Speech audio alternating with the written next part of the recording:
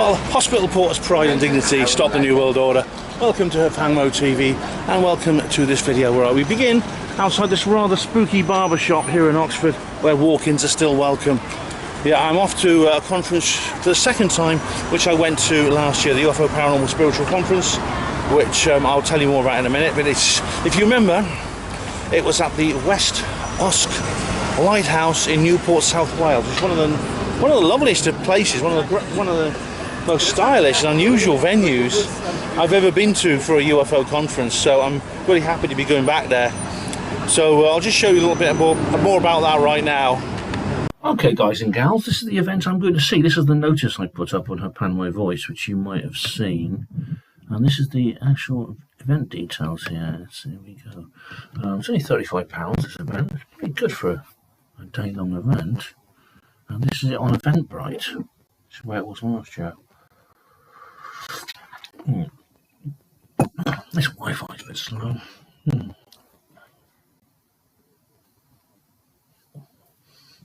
Here it is, the UFO Paranormal and Supernatural Conference 2026.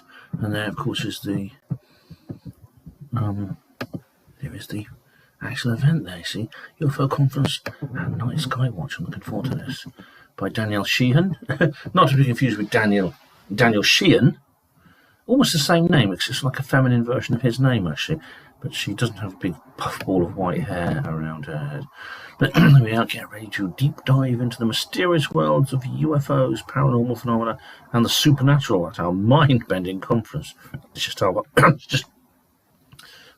just up our street. And speakers may change. Here we go, and you can read more here. It says here 9:30 it sort of kicks off. Teas and coffees, donations to children in need. Chris Robbins at 10 o'clock, no relation to Peter. And then 10:45. We don't get that long to speak. We packed a lot into one event. 10:45 to 11:30. Maxine Smiley on animism and transfiguration. Then we get a break for a quarter of an hour only. And 11:45 to 12:30. Alan Foster on the ripples in the Matrix. Ooh, good old Alan. I know Alan. And then 3/4 an hour for lunch. Bring your own. They don't actually serve food there. That's right. 3:15 in an hour. We got Matt Hurley has an hour on UFOs, alien activity, and aliens and the allies of humanity. Oh, I think he's connected to the Marshall V and Summers people. Yeah, right. That'll be interesting. Funnily enough, one person who will not be there, I know, was Lorraine, because I think she's gone back home to the States to help Marshall. Then 3/4 an hour, me. That's it. Your humble servant is on 14:50, 1500. Then break for quarter of an hour. Then 5:15, 45, 16, 15. Just half an hour. Angela on her ability to draw amazing portraits. And finally 16:15. This is a long one. Till 6 p.m. Sharon Barber on trance and live transmissions from her guides. And then that's the end. It's basically then 2 hours, 6 o'clock to 8 at Myrene in Marshfield. Okay. Well, the Dragonfly, I don't know which one they're going to yet. We went to a Myrene last year. It's very nice. And then the Skywatch, but the fire pit. Yeah, I'm looking forward to this. So that's it on Eventbrite. So yeah, this is going to be good. I'm sure I probably won't agree with all the speakers, but it's going to be great fun. It'll be really fun. Anyway, yeah, and the weather forecast is fantastic, so let's hope lots of people turn up. So that's it. Our journey begins here at the Plain in Oxford, just outside that spooky barber shop where the walk-ins go, and this building site which has been here quite a while. And now we're heading across Magdalen Bridge into the city centre. You may wonder what it's like, what it's like now compared to what it was like last year. Well, the weather is a lot warmer this year than last year. Last year's weather, which you remember, was a bit dull. This year it's very, very warm and sunny. And my trip to this conference is going to be very, very different to the last one. My trip to this conference is, I'm not going to make the same mistake I made last year. What I did last year was very silly of me.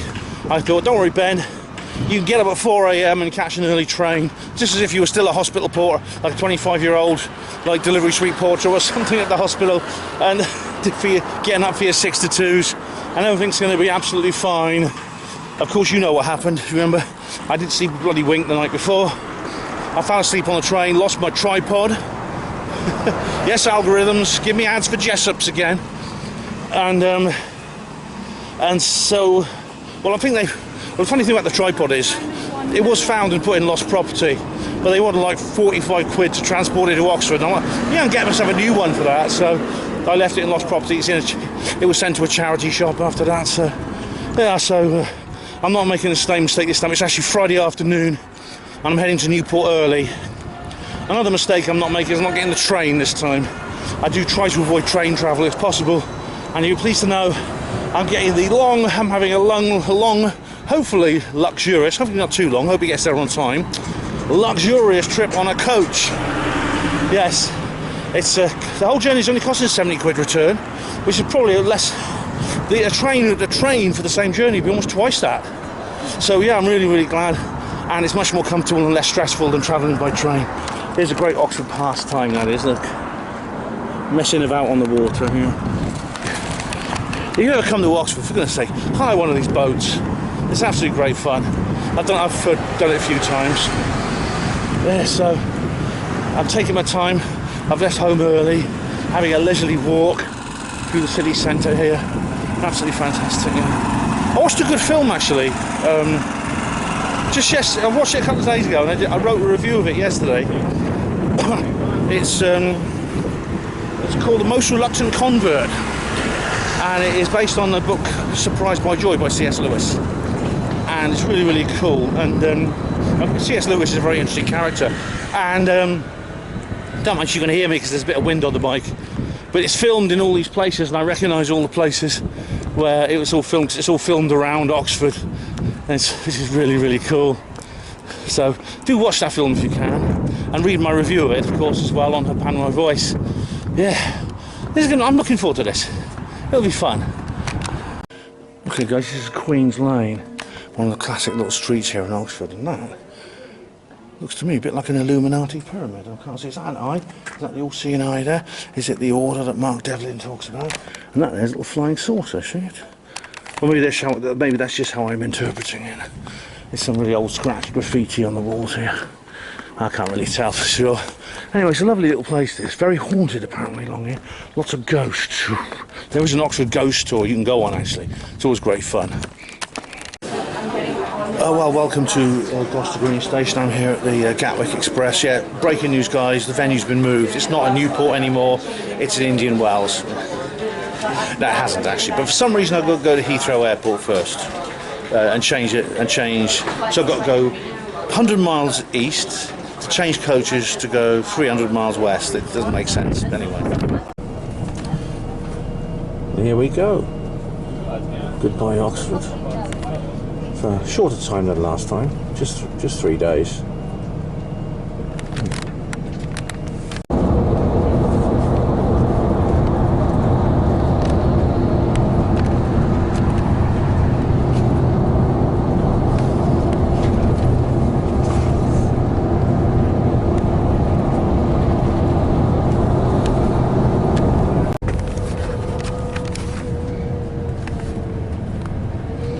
This is High Wycombe, where I saw Disclosure Day.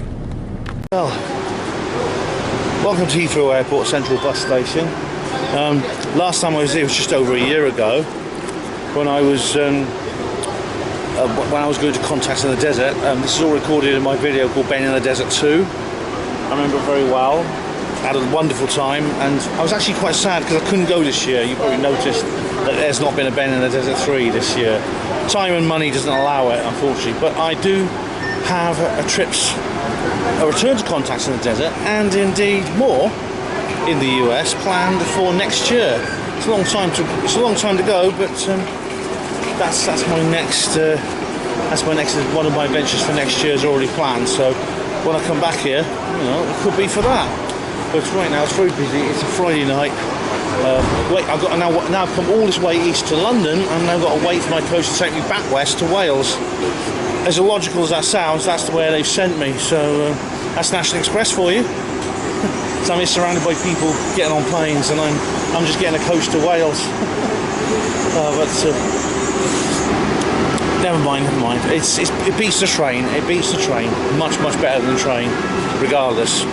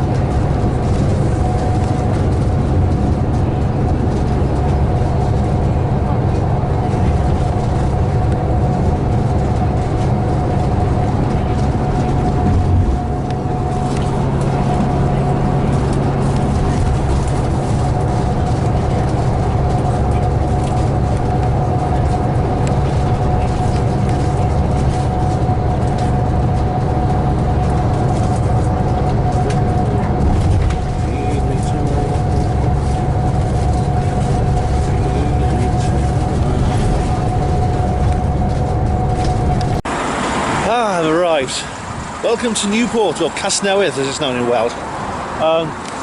Just give you a quick 360, have a look around. There we are. And so I'm going to try, the first thing I'm going to do is check into my digs. I'm at the old Travelodge. Yeah, so I'm just there's a proper bus station over there. But it's a bit windy here, as you can tell. I'm on these good old-fashioned A to Zs. Yeah, I mean, I could do it on my phone, but you know, I quite like these old things. Trying to find my way around with these, so that's what I'm going to do next. This is Kingsway. This particular road is called Kingsway, and so I'm going to go. I know where I am, so once I know where I am, I've looked it up already. I can sort of find my way around. So that's the next step I've got to do. It's only about 8:30, so it's quite early. So I've got time to get something to eat and things like that, and have a good night's sleep. Hopefully, certainly better than the one I had last year. And here we go, across the road here. Here we go. Newport is the first major city if you're heading into South Wales, across the Severn Bridge, as you just saw. Oh, it's already green.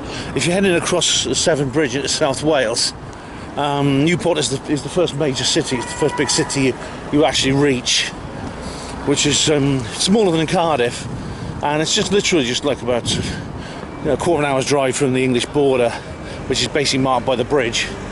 And so you have it. And the thing about Newport is it has a very distinct accent, and it's one of two accents I'd consider what you might say are generic Welsh accents, which fulfil the popular idea among English people of what the Welsh accent sounds like. And the other, strangely enough, is actually sort of West Glamorgan type accent, which is the one that Rhiannon speaks. Those two are considered kind of generic Welsh accents, because there's dozens of accents in Wales. Actually, there's several dozen. Because we've got our own language as well, as you know. So there's a lot of variety within Wales, actually. So, but the people around here, the local accent around here is very sort of like what people. If you hear an English person doing an impression of a Welsh person, they'll usually put on a Newport accent. Yeah, so here we are. So I think I know where I am. This is Corn Street, so I'm on the right track. Interesting statues they got here. People. This seems to be a family carrying something. This is like some people with. What that is. And this is a strange man. I don't know what these represent as a scythe. Very odd. Oh, it says here they are. There we are. This plaque marks the inauguration of the improvement works to Westgate Square. Oh right, this is probably a part of it. It's bronze anyway. There's the Travelodge here in Newport. People, it's a couple of people are very friendly, like a group of young guys actually gave me directions just now. Just after I'd seen that plaque, literally after I stopped filming, someone went up to me and says, "Have you seen Sam? Have you seen Sam?" I said, "No." "Oh no, I'm looking for Sam," he said. But yeah, look, this is nice. As you know, I appreciate these kinds of murals, and these are like quite nice ones on the side of the Travelodge. So yeah, I'm going to decorate this place. Bargoed RFC, you've got to have your rugby, haven't you? Yeah, you've got to have your rugby. Don't think there's many places in Newport. It's a bit Mediterranean. Anyway, here's the Travelodge entrance. Well, everyone, here I am at the Travelodge, and well, a Travelodge is a Travelodge, is a Travelodge. There's the piece of hotel art, which I think is the same that was in a previous one. You get your tea and coffee, which will come in handy, I'm sure. They've changed actually, so they have the system that Premier Inn does, where you have to put your key into this slot to get the electrics to work. So yeah, that's the escape route in case the aliens invade. There's me, room 109. Let's have a look at the amenities in here. You have like a standard decor here, psycho shower, and of course sticker on the wall, so I won't be able to sue them this time. And then basic hand soap, that's all. So yeah, and of course they do provide. I was wrong about Travelodge before. They do provide some towels. So yeah, nice comfy bed, TV. What's the view out the room, out the window like?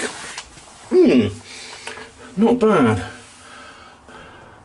Just a street, basically, street outside. That's it really.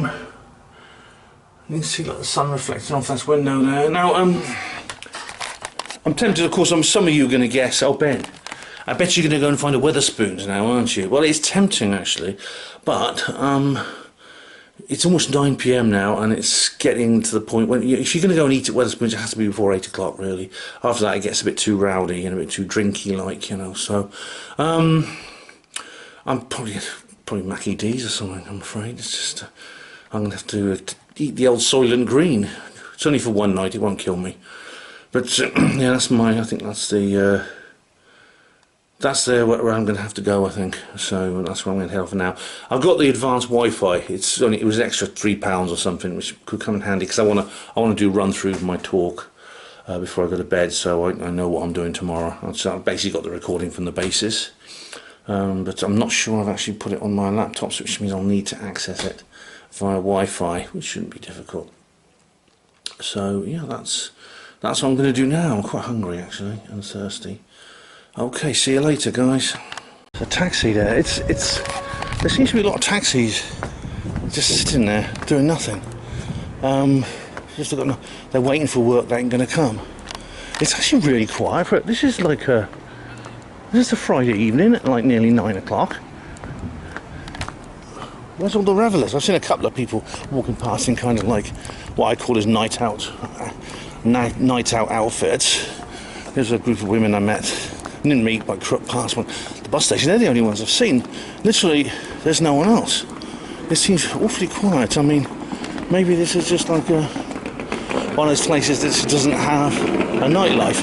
I mean, I don't know if you watch Carl Benjamin in Saga of a Cad, his little tour of Swindon, and about how Swindon has become kind of like a ghost town. Maybe this is the same. I don't know. It's nice decorations on that building. I don't know. See, I don't know much about Newport. I don't know anyone who lives here. I just know it's a place. It's a city in Wales, southeast Wales. It's the most far southeastern city in Wales. There's the Lamb, a pub there. But you see, there don't seem to be many people in. There's one guy out there having a fag, but that's it. Okay. Maybe it's just the off season. I don't know. Quite imposing sort of neoclassical architecture. NatWest Cymru, oh yeah. You've got to NatWest Cymru, Tesco Express there. All the usual I mean, and this would be Oxford like 3 a.m. you know, on a Friday and a Saturday morning, Friday, you know, it really would. The amount of people who are here, you know, it's really strange. Anyway, right. Well, as you can see in there, there's hardly anyone in there, and they've closed off the upstairs bit, the upstairs seating area. There was literally 5 people in there. Yes, a Friday night in Newport is quite quiet. I had a meal, but it cost me about £10. It was McDonald's, you know. The Big Macs are actually really small now. They're only about like that thick. That's not a Big Mac, that's a small Mac. Anyway, I'm going to try and get a bit more to eat actually, because I've got a lot to do this evening in the hotel room. I've got to do some preparation for tomorrow. Alright, I'm back in the computer. I've got the Wi-Fi, £3.50's worth of Wi-Fi. I've got some snacks here, some chocolate. I don't eat a lot of chocolate, but I fancied some tonight.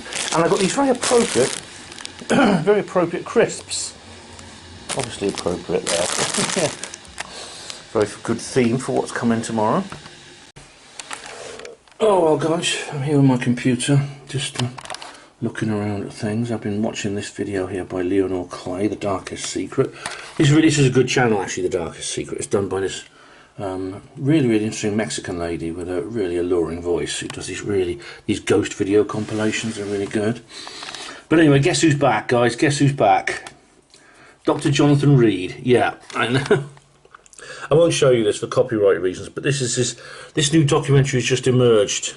It's free with ads, called Contacts in the Woods, the Dr. Jonathan Reed story. Now, most of this is actually, I don't know if it's just actor Dr. Jonathan Reed, and it's made apparently by anonymous filmmakers, although it says here director Dr. Reed, but it's new. This is what's weird. I mean, Dr. Jonathan Reed disappeared literally after I did my own video about him. I don't know if you remember my video about Dr. Jonathan Reed. I could probably find it for you. But I did my own little video about him. It'd be easy to do screen share with this, but I'm going to just do it this way. I can't be bothered to do screen share. But yeah, this was longer. I remember, and it's particularly poignant actually because it involves Derek Savory, who, as you know, has passed away. Here we go. Dr. Jonathan Reed in Rendlesham Forest. Right, this is the video I did back in 2014 when Reed actually spoke in Felixstowe, Suffolk, and Derek organised the event. Now, this is the video I made. You can get it on all these platforms here, but this is the video I made about it. And as you can see, it's a private video. Now, this is the reason I made it private is because the abuse I was getting on it was so extreme. It's even by my standards, I had to draw a line under it. There was like Fed posting, there was criminal threats made against me. Yeah, I had to actually report some to the police, and so I decided to privatise that video. It is on the other platforms though, still there.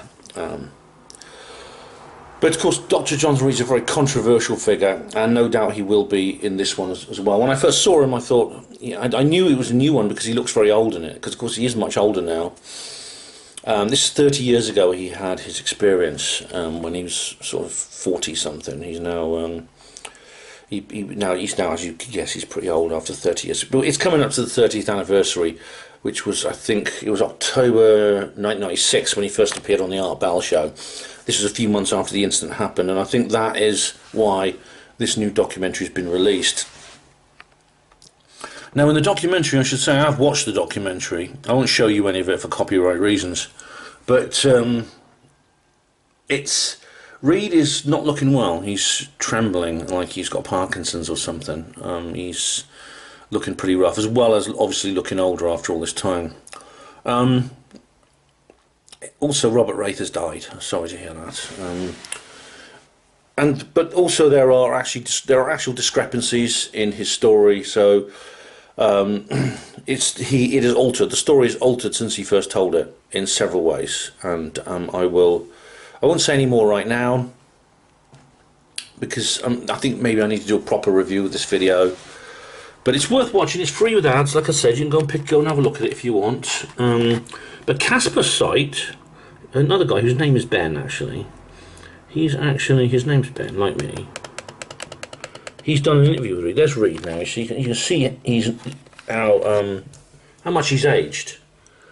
But this is Caspersite, and watching this, I got the feeling that maybe Ben doesn't know whether he hasn't got a lot of the background to this case. I don't know. He may have just heard about it or and done some very, very hurried research. But I may be wrong. I've not watched the entire interview yet. But this is like 2 hours 9 minutes he's done with Reed. Now, Reed is so controversial. Anyone who even entertains him or even speaks to him generally gets tarnished and indeed attacked. And as you know, I'm one of the few people who has not immediately denounced him as a fraud. I'm one of the few people left who still is willing to entertain the idea that possibly his story is true. However, I must say, after watching the new documentary, I am now filled with doubts myself. But anyway, watch it yourself and see what you think. Reed is back, telling the tale about how he found an alien in the woods, it killed his dog, and then he brought the alien home. Very, very strange case indeed. I was convinced for a while it was real. And then I started to have doubts. Those doubts are now much increased since this little strange 30-year comeback he's undergoing at the moment. Right, guys, it's not that late actually. It's gone 11, but I'm going to go to bed now. I want to get a good night's sleep because this is why the whole reason I've come here and I spent this money on this travel lodge. I've got to get to the West Usk Lighthouse tomorrow morning. It's quite a long way. I'm still wondering whether I should try and find a bus route or whether I should walk the whole thing. I walked. If you remember last time, I did walk all the way back. I got a taxi when I was on my way there because I did the stupid thing and travelled early in the morning. But I'm now going to ponder it overnight and then decide in the morning. Either way, I'll get up nice and early, have plenty of time to get there. I don't have to be there till 9:30. Technically, I don't have to be there till I do my speech, but I want to be there and meet and greet people, you know. The social life is what it's all about there. So I will see you in the morning. Well, good morning. It's about 8 a.m. here. Slightly cloudy, which is actually quite nice considering what I'm going to do. Just left the travel lodge and I'm going to head for the venue. As you probably guessed, after all that deliberation, going to trying to find a bus. The buses are hopeless; they only go every 2 hours. Or going to go to the station, get a taxi. I've decided I'm going to walk it. So I do have time, I believe. The first step of the stage journey is I'm going to go to somewhere. First, every journey starts with one step, and the first step in this case is Caxton Place. That's interesting, that name, Caxton Place. I don't know how it got that name, but it's quite telling. The reason is because those readers of the Roswell trilogy will know the principal villain, my bad guy, so I'm very proud of. I think he's a very good villain. It's called Caxton. His name's Gerald Caxton. So how about that? Yeah. Now, I remember that when I walked up here, I remember it's mostly uphill towards the city centre, mostly downhill towards the lighthouse, but there are a few uphill bits. Like this is West Street, so I've got to go. I know I've got to walk up here, but I'm going to take my time. I'm not going to rush it. I'm not going to storm headlong straight up the steep streets and things like that. So. Anyway, I'm perfectly capable of doing this. I did it last time. I walked back from the lighthouse to the city centre. If I walk back there, I can walk there. So it's just in the other direction. The Angel. I think that's one of those many closed pubs you get these days. Alright guys, so here we go. Should be there in about an hour and a half. I should be there and everyone else will be arriving if I've timed it correctly. Bloke behind me. See that bloke there? You can just see him. He's a porter at the hospital. I've just been talking to him. Yeah, Pride and Dignity Brothers. And there's some non-conformist folk art in Newport. A lovely mural, that. Okay, that's nice.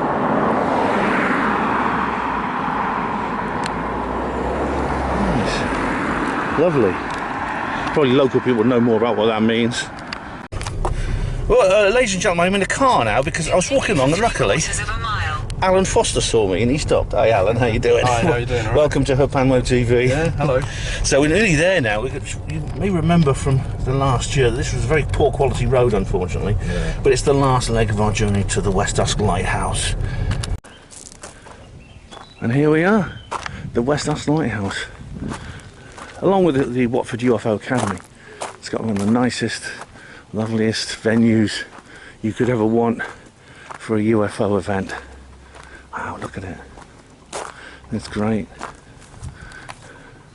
Funnily enough, I've got a friend actually who had their honeymoon here. I only found out after I uploaded the last film. There's a dry goch, fluttering in all her glory.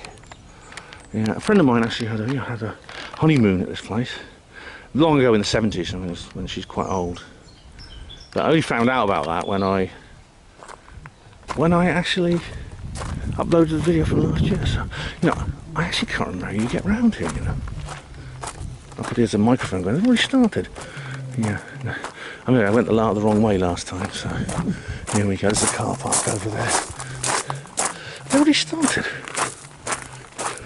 Here it is, I think. It was a doggy. Hello, doggy. Hello.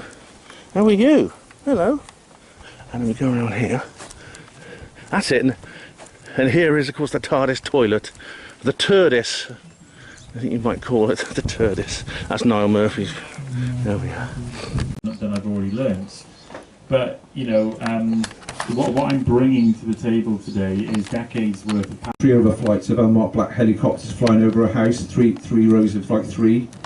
Another time she has a big burn mark around the periphery of the garden. A lot of the shrubbery had fused together, and the dog died of cancer not long after, and she had problems with her phone lines, lots of... Here we are, right.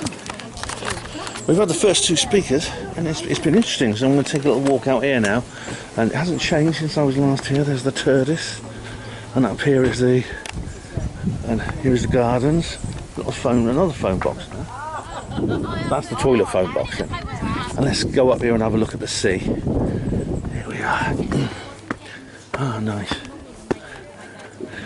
Oh, they got this. That's new, I think. What a lovely spot. It's kind of like pink coloured, the water here. It's like, and over there is it's not so nice over there. That's part of industrial South Wales, or post-industrial South Wales. Yeah.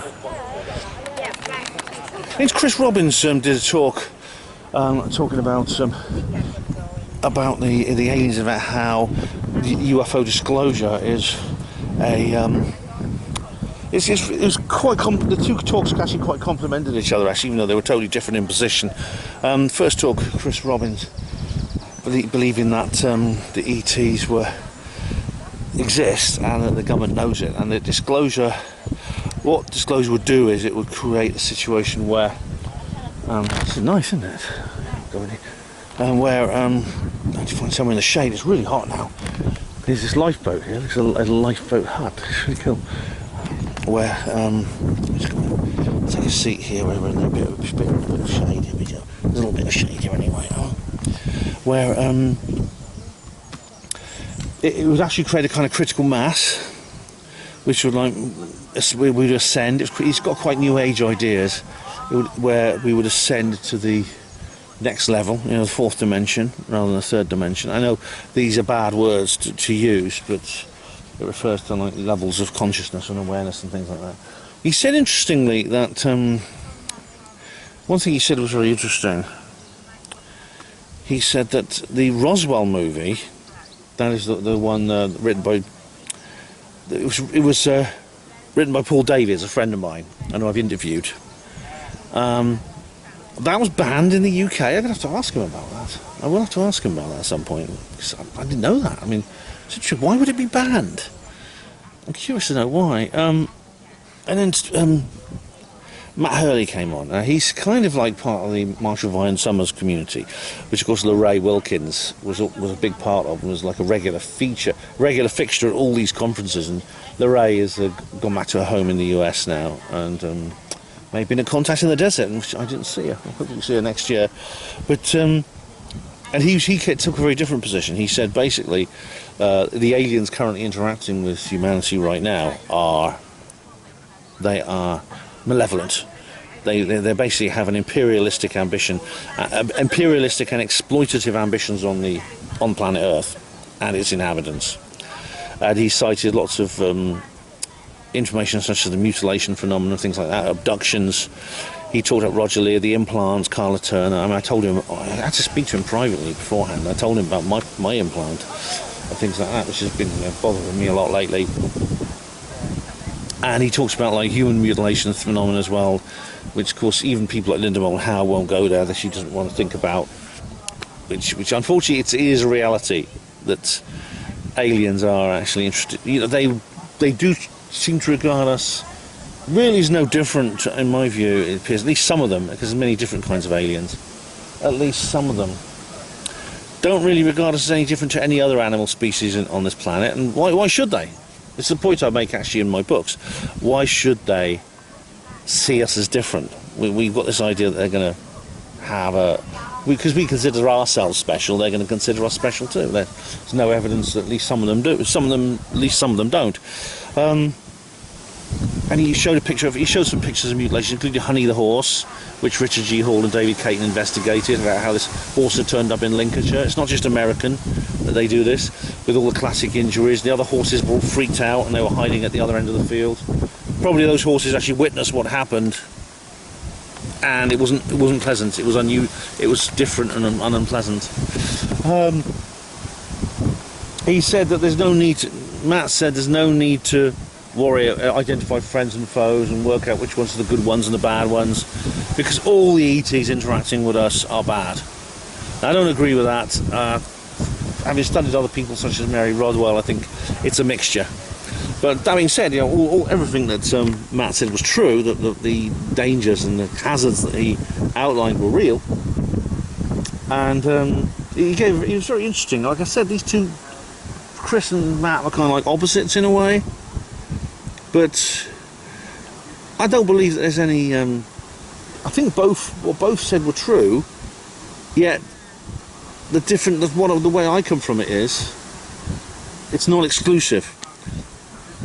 You see, they both, I suppose, regarded it as an exclusive thing when it's not. This is the thing. They were both talking about ETs, but they were talking about different types of ETs. According to, and of course, Matt has been in this a long time. In fact, he started when he was like a teenager and he got into UFOs. I wish I had when I was a teenager, but I was too stupid. Matt's a similar age to me, and he started long before I did. He started in the early 90s going to conferences. I didn't start going to conferences until 2006, silly me. But he said that he found channeled information very, very lacking in credibility. So, for example, there'd be aliens named after, there'd be the Cassiopeians and the Andromedans and the Orions, and the Orion people and things like that. Now, I've always found aliens named after constellations very dubious. Because what is a constellation? A constellation is a pattern of stars in the sky, which we can see, generated by the Earth's, caused by the Earth's unique position within the universe. If you picked up the Earth and moved it somewhere else, you'd still see stars. You might even see some of the same stars, but they'd form a completely different pattern in the sky, and we'd have to invent new constellations. So when someone says, the Andromedans, the Cassiopeians, I'm afraid I share Matt's kind of like disdain for that and scorn. It's ironic though, and indeed it's ironic though, because the whole Marshall Vine Summers community are based on channeled information from one man who they do consider credible, who is Marshall. So his challenge of the allies of humanity is real, and all other channelings are false. I don't think it's as simple as that. I've read 2 of the Marshall Vine Summers books, actually, The Allies of Humanity, Volume 1 and 2, and it's interesting because, like, yeah, I mean, I can see their points and I can see where they're coming from, but it seems like overly exclusive. There's no real. It doesn't take into account what other researchers have discovered. And let's face it, like, no one's making any bloody money off. To be honest, the Summers community, no one. It's not some grift like the backslappers will say, skeptics. No one's making any money off this. In fact, Lorraine gives the books away. It's like the Jehovah's Witnesses. It's incredible. I wonder where their money's coming from. I never bought one of these books. Lorraine basically she almost forced them into my hands. She wanted me to read them. Didn't charge me for them. So they're not liars, they're not deceptive, they're honest people. Anyway, guys, we're having a little break now, having a little wander around, and then we shall continue. Yeah. Love the coolest t-shirts of all. Get in, loser, I like it. That's fantastic. Little alien. I didn't know there was It should have like the TARDIS on it. Yeah, maybe the TARDIS. That's what my friend calls. My friend has a little really small, like he has a really small toilet in his house, and he calls it the TARDIS. But it's like I was just saying, there's always a queue out here because you'd think there'd be like a row of 10 urinals and 20 cubicles in it because it'll be bigger on the inside. Exactly. But there's not. There's actually only one toilet in it, so this is why we're always like waiting outside. So you've been I've just been handed this, so I've got to ask a question for Sharon. Okay. I just had a really interesting conversation. With these two ladies. They're from Oxford. Hello there. Oh. I'm just making a video. So that's a lady who's working. I think she's with Sharon. Yeah, or a friend of Sharon's, or daughter maybe. I don't know. But I've had an amazing conversation with two ladies from Oxford, and it's great. I stay in touch with them because they live close to me. But they had like weird experiences, like in Didcot, which is generally a weird place. As you know, I've done a video there, and also the Botley flyover where they found that dead body. Remember my last video? So that's really amazing. That's the kind of people you meet at a place like this. I don't know if they want to appear on camera or talk to me publicly, but I'll certainly get as much information as I can from them. If you look at the ancient megalithic sites, it's very obvious that some of them, the stones are just too big, they're just too massive for people to move with normal means, which I'll highlight in a second. So I'm making a little video. Look at these stools, they're nice. I'm recording my experiences here, you know. Is it your first time? Second. Yeah, I've done two. Yeah. What's your name? Angela. Angela. I was here last year. Oh, I must have seen you when you were here. Yeah. Were you here last year? I was. Yes, I was a speaker. I'm doing another speech. Yeah, I'm a What speaker. did you speak about? I can't remember. I might remember. I honestly can't remember what it was. I might remember. I made a video about it, so you can see it on YouTube. Remember, give us a clue. Go off and back. And while you're doing that, I'm going to say quick. I'm going to I don't know. These are lovely pictures here. Look, these lovely images here by Angela. with your shadow side out. And these books here are all by Sharon. Yeah. Waking your spiritual. Nice. I don't have anything quite as and you get your little UFO suites as well. Very nice. That's a lovely picture. So I'm just signing a book. No, I was just looking at. I'm just making a little video diary. I'm just checking out the stalls. Atlantis. That's Lightman and Atlantis. That's one of my favourite subjects. Sorry. You know, it's so There's lots of flies everywhere around here. This is really. I just get a bit of fresh air. I had a moment of panic just a little while ago because I thought I'm up next. I actually thought I was up next. It turns out, I was actually not. But it's actually getting a bit windy here now. But the flies are all coming in. There's lots of flies in the room. Yeah, a butterfly came in. I'm pleased to say it did escape. But anyway, I think Sharon's actually doing a channeling session, and I wrote a request. I'll tell you all about it later. Let me show you the inside of the TARDIS. This is it. Look, that's nice, isn't it? It's like a little. It is. Now, yeah. Honestly, I think this is probably one of the most unusual examples of the TARDIS, and I actually think it's smaller on the inside, believe it or not. But look, there's cartoons there, Doctor Who comics, and nice mirror there. So yeah, you can watch yourself having a poo. Guys, well, Alan's talk was like just kind of like a. It was called about the Matrix. He gave like a really kind of, it wasn't what I expected actually, it was very interesting. He gave a very, very good summary of like the situation so far. So it was like, I made some notes here. This secret space program and how they're on Mars. And apparently, according to him, there are entire generations of people now who've lived on Mars, and they've even been born on Mars. Like kids have been born on Mars and stuff like that. It's really quite amazing. And he mentions he goes on to abduction. And he also says that why are people scared of black holes? Because there's Alan there. Why are people scared of black holes? Because black holes are like It's like being scared of the hub on a wheel of a bike, because black holes hold the galaxies together. And this reminds me of what Manchester Samantha Lawton used to talk about, saying that black holes actually created matter. They didn't suck it up, they actually put matter into the universe. And he mentions the abduction of Linda Napolitano, who's just died, and how she was carried through like solid objects, and about how the aliens seem to be able to change your your molecular structure so you can get through solid objects. And the Nazca mummies, I'm not so sure about those. I know some of them are supposed to be real and some are fake, and there's a lot of confusion over which ones are which is, I think, has helped the debunkers. They've done the same with the Boogosphere. I got taken in by that. The Bank of England, and there's the UFO hearings. The Bank of England now says we should prepare for alien contact and disclosure, and the missing scientists, of course, all happening. George Kaplan, the new figure on scene. George Kaplan, don't know much about him except he's written a book, and he's been on talking to people who don't normally talk about UFOs, like Andrew Gold, who just does political commentary normally. And of course, you have Disclosure Day being released, a pastors' meeting with Pete Hegseth. He talks about angels and telepathy, the telepathy tapes, and about and what's interesting is the Turin Shroud. I've talked about this. Is an amazing thing. I don't have time to talk about it in detail, but it's one of the most extraordinary objects in the world, and about how it's looking more likely to be real. It's just been redated, and it does come from the time of Christ. And someone asked, well, why is no one interested in this? Why is no one paying attention to this? That's a good question. Why is no one taking any notice in the mainstream media? And I'd say it's probably because you're British. Because unfortunately our country is way behind the times. In the States, the US is really putting us all to shame. It really is.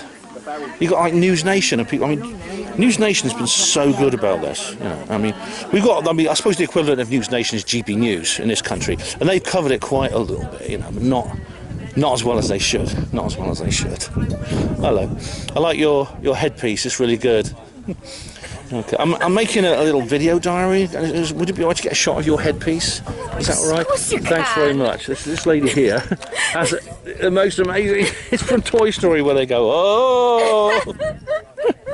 Yeah, that's really good. Thank you very much. I like your t-shirt. Your t-shirt is great as well. Have you seen the back of it? No, what's the back? Oh, no, that's good. I saw it earlier, yeah. Prayers, thousands of years accumulated. When we stand with them. Okay, you guys are not going to believe this. This is what, if you ever use the AVG, I'm just talking to, not live, just making a recording for somebody. I'm not talking to myself. I'm right, crazy. okay, I thought you were talking to us. Oh no, that's all right. Yeah, I'm at the conference, and this is the AVG browser. Now, if you ever use it, it's got like Copilot AI. Well, this is what it says about her HPANWO voice. Can you read this? A blog and media platform designed dedicated to paranormal, UFO, etc., etc. And it says, look what HPANWO stands for. How Paranormal Anonymous News Works Online. That's not the acronym. How did it work that out? Oh dear. And it just says here, PANWO Voice is closely linked to PANWO Radio. This week's The Gas Banner, a programme discussing unusual events, social issues and paranormal topics. Well, that's the one I do about hospital portering. Third Rail's my is my podcast-only show, news events. Then there's the PANWO Book Show. Guests such as Dr. Nick Colostrum, who I've interviewed many times, that's right. Yeah. The rest is quite accurate. And it even has links too. Although I'm not on Spreaker anymore, I've cancelled my Spreaker account. Anyway, that's... They do have a link there, and then the link comes up on Google. But that's the AVG browser. It comes free with the antivirus if you use that antivirus. There we go. Okay. How do I look? Do I look good? It's alright. It's now my turn to do my talk, so let's just hope it all goes well. Oh, thanks very much, everyone. Thanks for coming. To begin with, just to get it all out of the way, this is me, Ben Emlyn-Jones. Well, that's my HPANWO, Hospital Porters Against the New World Order. And that is where you can find out everything about me on my website. I've got a whole load of stuff on there. It's quite a lot, I'll tell you. And this was me, the portering Buddha. I was a hospital porter for 23 years, and not anymore. how I ceased to be one is a long story, which I don't have time to tell you today, but it's very, very interesting. Sad and annoying, but very interesting. Now, are there any skeptics here today? No? Good. You're going to enjoy this. Yeah, how many of you actually know skeptics? Do any of you actually know any skeptics? Yeah, I think everyone has a skeptic in their life, right? Or at least one. It could be it could be someone you just meet and you're sort of like thrown together in a social situation. It could be a friend. It could be a colleague. It could be somebody. It could be a family member. It could be your spouse. It could be your child. Husband. All right. Yeah. How would you put up with each other? But whoever they are, there's somebody who just, because I presume most of you here believe in something like UFOs, the paranormal, government cover-ups of various kinds, etc., etc., etc. I take it you're here for that reason. And the skeptic is someone who will just say it's not true, none of this is true. But what exactly is a skeptic? It's hard to define. I mean, in order to try and answer this question, I've actually done what very, very few people on our side of the debate do. I've actually taken an interest in the skeptic world. I've actually read their books, I've watched their movies, I've listened to their podcasts, and I've even been to their events. The skeptic world is almost like a parallel world of our own. I mean, somewhere out there right now, there's a conference going on just like this one, but it's about skeptics and it's for skeptics. There's some big ones like QED and Town London and things like that. There's a whole list of them. They're very, very large, and some of them are very, very elaborate, and others are much smaller. Some of them are just simple affairs in pubs. There's actually something called Skeptics in the Pub, which you can actually, I think there's about 500 of them now, there's something like that, across the world, 200 at least in this country. If you live in a major town or city, the chances are there's a Skeptics in the Pub branch near you, which is like it's a regular meeting group, and as I said, they go into a pub. Sometimes they'll hire a room and hire a speaker and things like that, and people will come along and talk like I'm talking now, but from a skeptical perspective. It's worth going along to these, actually. They're good fun, and they don't... I've never had any hostility from anyone when I tell them I'm not one of them. You know, they don't mind outsiders from joining them. But in order to describe what a skeptic actually is, we can start with their own definition of themselves. And I took this actually from Oxford Skeptics in a Pub, which is where the closest one to me. It's actually, I haven't been to one of their meetings for a while, but I have been to a few of them. A skeptic is one who rigorously and openly applies the methods of science and reason to all empirical claims. A skeptic provisionally proportions acceptance of any claim to valid logic and fair and thorough assessment of available evidence, and studies the pitfalls of human reason and the mechanisms of deception so as to avoid being deceived by each other or the others or themselves. That's their definition, but I actually believe that's actually not a definition, it's a slogan. Because I don't actually disagree with anything here at all. So why am I not a skeptic? I think a more accurate definition would be somebody who actually likes the idea, even if they don't know it themselves, they actually like the idea and are drawn to the idea that there's a world where things just don't exist. These things that we believe in just don't exist. Or maybe the skeptic gentleman disagrees and he has like a different view. I think you have to ask them themselves what motivates them and why they do it, and they'll often come out with different explanations. But I do think among many, there's an element of self-deception. There's an element of self-deception. They don't quite understand themselves. So, for example, there's several fallacies that they actually regularly engage in, and I've often encountered these when I'm discussing things with them and actually speaking to them. One of them is raising the bar. So what you do is, if you get caught in a corner by one of these people that you all know and you've all had to deal with, and they'll demand evidence from you. Say, demand evidence from your opponent for everything he says. When he delivers, demand more, and when he delivers more, demand even more. Remember, your thirst for evidence must be unquenchable. Perfect example, supposing some man was out walking his dog late at night and beside an airbase somewhere, you know, in the woods, and aliens, you know, this triangular spaceship landed, and these aliens got out and things like that. And he went home and he told the police, he told everyone. What would a skeptic say? They would say, well, where's the evidence? I would believe you, but there's not enough evidence. There's not enough evidence because the security police at the base were not alerted. You know, the deputy base commander didn't come out into the woods. He didn't come and investigate. He didn't make an audio recording of what he saw. if that had happened, I would believe you. But until then, I'm just afraid not enough evidence. What have I just described to you? I've described the Rendlesham Forest incident. So that is the bar of evidence that we've surpassed. But what do the skeptics say now? No, it was a lighthouse. Highly trained US Air Force security policemen saw a lighthouse. Or it was a truckload of burning manure. And what a pile of manure that is. Or I know, a joyriding ice cream van. That's my favourite. That has to be my favourite. So that's one example of what I'm talking about. Here's another one. Sucking with the Occam. Occam's razor. All things being equal, most likely explanation is usually the right one. Now this is basically saying it's a problem-solving exercise. And what you do is, if you have a problem, say your portable radio breaks down, how do you fix it?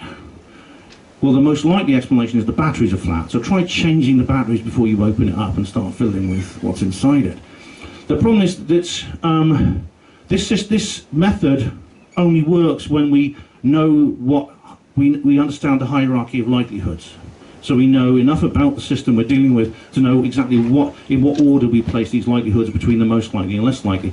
So, for example, a skeptic will say about Rendlesham Forest, what's more likely, that aliens from the planet Zartog landed in Suffolk in 1980, or some highly experienced security police from the local airbase saw a lighthouse and thought it was alien? Well, the answer to that is I don't know, because I don't know how often aliens from the planet Zartog land compared to how often highly trained security experts see a lighthouse and think it's a spaceship. So have I gone back one? Yeah. Extraordinary claims require extraordinary explanations. And it's good to be open-minded, but not so open-minded that your brain falls out. Yeah. And the plural of anecdote is not data. Skeptics love old jokes, and this is one of them. Now, this I think was coined by Carl Sagan, or it's been attributed to several people, but what does it tell you? I mean, it's saying extraordinary claims. Well, how many extraordinary points are we talking about here? 1, 5? Does this have 5 extraordinary points, and then the explanation has 10 extraordinary points? Or is it the other way around? You see, extraordinary is not actually a quantity, it's subjective. The Santa Claus gambit, maybe skeptics can't rule out the existence of the Loch Ness Monster, but we can't rule out the existence of Santa Claus either. Does that mean Santa Claus is therefore real? And this is kind of based on the burden of evidence, which is skeptics are not making the claims. The onus is on the believer to provide evidence that their claims are true, not on the skeptic for proving them wrong. The onus, ladies and gentlemen. That word onus, skeptics love that word. I never heard the word onus until I spoke to a skeptic, but it's one of their habit words, ones they like, they really, really enjoy and keep repeating. Another is caveat. They love the word caveat. Now this is, of course, is true, this is fair enough, but I mean, no serious researcher would say this. I mean, it's obvious that that's the case. Okay. Casting doubt. Okay, this is to do with 9/11 truthers got it wrong about Payne Stewart's jet because they forgot to take into account that it crossed into different time zones. Let's talk about that for a while. So that's focusing on the mistakes rather than what we get right. And the sneer. Anyone who believes we've been visited by extraterrestrial aliens must be a lunatic, a fool, or a con man. If you believe this, you must be a maniac, a simpleton, or a fraud. Okay, so there's many, many different examples of this, the ad hominem fallacy or poisoning the well. But what does this tell you about the existence of aliens? Nothing. It tells you nothing. I could just as easily, I could adapt this to any other situation. I could say anyone who thinks 2 + 2 = 4 is a lunatic, a fool, or a con man. And if you believe 2 + 2 = 4, you must be a maniac, a simpleton, or a fraud. Does that mean, outside of 1984, that 2 + 2 = 5? Okay, it's just a coincidence, you know. How many of you had this one? This is very common, right? Now, I got into a debate with Dr. Paul Rogers about this, and now what they'll say is like, you say, well, this synchronicity happened. I was walking down the street and I was thinking about this, my grandma, and I hadn't seen her for years, and suddenly she's there on the street corner. They'll say, well, that's a coincidence. Yeah, but I went on a bit further, and my auntie came out of a side street, and I hadn't seen her for years either. Still a coincidence. Well, my great aunt came out of the betting shop on the corner. Still a coincidence. You see, all those things I've just listed are physically possible, and there's nothing in this world physically possible that is so unlikely you can say that just cannot happen. Therefore, the coincidence, calling things a coincidence, is kind of a get-out-of-jail-free card. Unless you declare, well, not just them, I mean, not just the skeptics, we all need to get together and have some kind of congress where we declare a statistical ceiling above which we'll stop calling things coincidence. Because if you win the National Lottery 5 weeks in a row, is that a coincidence? No, of course not. So where's the cut-off point? And they'll say things like, oh, but p-values and Bayesian inference. No, just, where's the cut-off point? That kind of thing. I'm sure there's a rational explanation for this. Now, Steve Mehrer does this. It's not just the skeptics. The Steve Mehrer is always saying, talking about rational explanations. The thing is, explanations cannot be rational. Only methods can be rational. Because otherwise, you could go to a haunted house and just walk in there and say, there's no ghosts here, and walk out. You've been very irrational, but you've decided there's no ghosts there, so that's called a rational explanation. Conversely, you could do all the studying in the world and then conclude there's no ghosts, and then that's a rational explanation. But if you do conclude ghosts there are ghosts there using the same method, it's still a rational explanation. Now, where do skeptics come from? Well, skeptical ideas can be found way back into the ancient world. There's 3,000 years ago in India, there were the Charvakas, who were exactly like modern skeptics. But I think this fella here, Harry Houdini, who's into sort of bondage and S&M and things like that, he's kind of like a pivotal figure in this, because he was the first person to come up with the idea of testing paranormal claims, and he even offered a cash prize. And he's not the last person to do that, because this chap did too, James Randi, the godfather of modern skeptics. This guy, he died a couple of years ago actually, but he had $1 million challenge. So if you could prove if you had some kind of paranormal ability, psychic, clairvoyant, levitation, whatever it might be, you could go to James Randi and say, I can do this. And they'll say, okay, well, you test it properly under laboratory conditions, under previously agreed circumstances, and if you succeed, you get £1 million. No one's ever claimed that £1 million, although several people have tried, and it's not quite as the last word as he claims it is. This is James Randi with his partner Davy Pena. Now remember, take a note of his face, because he's going to come up later, Davy Pena. This is Uri Geller. Now, it's interesting about this. It makes me wonder exactly how much Randi knows about what's really going on in the world, because he's a very clever man. And he was a showman, and he knew how to manipulate an audience, and he knew he's obviously trained in psychology, because this guy was actually involved in the remote viewing. He denied it for many years, then he came clean. He actually admitted it, and he's spoken about it, about how he spied for Mossad and things like this. Now, of course, Mossad haven't commented on this, so he could be making it up, but it's very elaborate what he's come up with. What he's talked about since then is slightly more bizarre, but Randi was involved in a 55-year campaign against this guy, and they got into terrible fights and everything like that. And there is the $1 million challenge. Do you think you're up for it? There's the $1 million. Do you think you can get it? Well, you could try, but there's a guy called George who tried and he didn't get it, and that's a little bit suspicious. I'll come to that later. Now, this is Randi here with Steve Shaw and Mike Edwards, two magicians, tricksters, not psychic. They made up they did card tricks and other little acts of illusion for their to amuse their school friends. And what happened was in 1979, James MacDonald of McDonnell Douglas, he started something called the James MacDonald Psychic Laboratory. I think it was called something like that. And he started doing his own investigation from a more positive position, not offering a cash prize and saying, well, if you don't get the cash prize, it doesn't exist. But he was actually bringing people in and testing their psychic abilities and testing their sight, things like that, clairvoyance, bending spoons, which is Geller's favourite, things like that. Anyone tried bending a spoon? Yeah. I had a go. I couldn't do it, but I had a go. But anyway, there they are with bent spoons. Now, Steve Shaw, the one at the bottom left, he's called Balachek today, and he's a successful stage magician. What happened was, according to Randi, these guys in had them all fooled. He had them sussed and trussed up like turkeys. And indeed, the Mac Labs actually did a big press conference, and they called all the world's press in and say, does Steve Shaw, Mike Edwards, they're the real thing? And then Shaw and Edwards come up, says, well, actually we're not, we cheated. Red faces all round. And Randy loves these kinds of little tricks, you know, he can embarrass people. Fact of the matter is, though, I mean, there's a guy called Michael Thalborn who's investigated this independently and has come to different conclusions.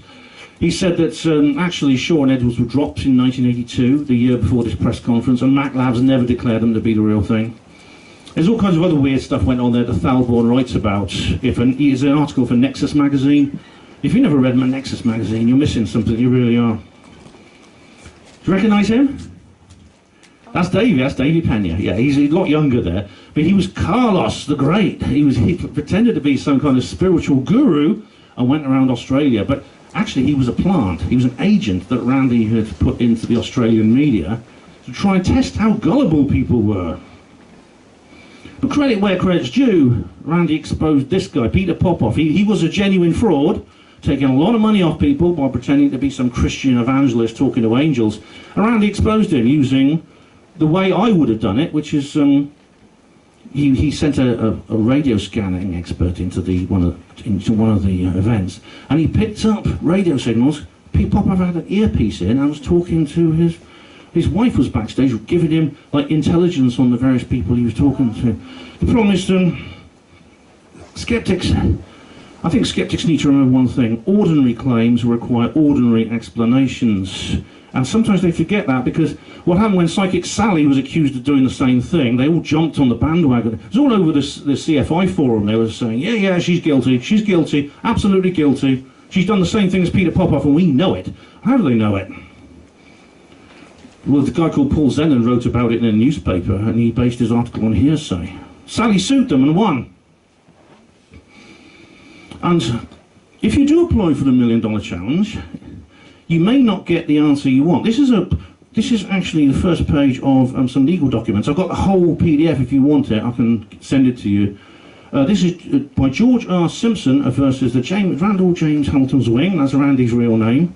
And the James Randi Educational Foundation. Now, what this is about, basically, Simpson applied for the $1 Million Challenge. Now, when you do that, you have to meet with them and go through some preliminary tests and things like that. Oh my God, what's that?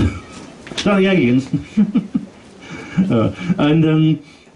And you go through some preliminary tests, and then you go on to the main test, and some lawyers come in and you sign paperwork and stuff like that. According to Randy, that's never happened. No one's ever even passed a preliminary test. Thing is, Simpson went in there, and what happened was that JREF wrongfully terminated his application. He sued them. Now, you'd think, like, because Randy says this, Randy is so like he's so sort of like straightforward, and you can't imagine him telling a lie, because he's so internally consistent in his logic. And he says, he describes the $1 Million Challenge in great detail, and it does appear above board. So the thing is, though, what happened was there was a lot of fuss online, and then it all went quiet. The JREF just deleted all their stuff from all their threads and things like that from the forum. That can only mean one thing: they settled out of court. Why didn't they fight it?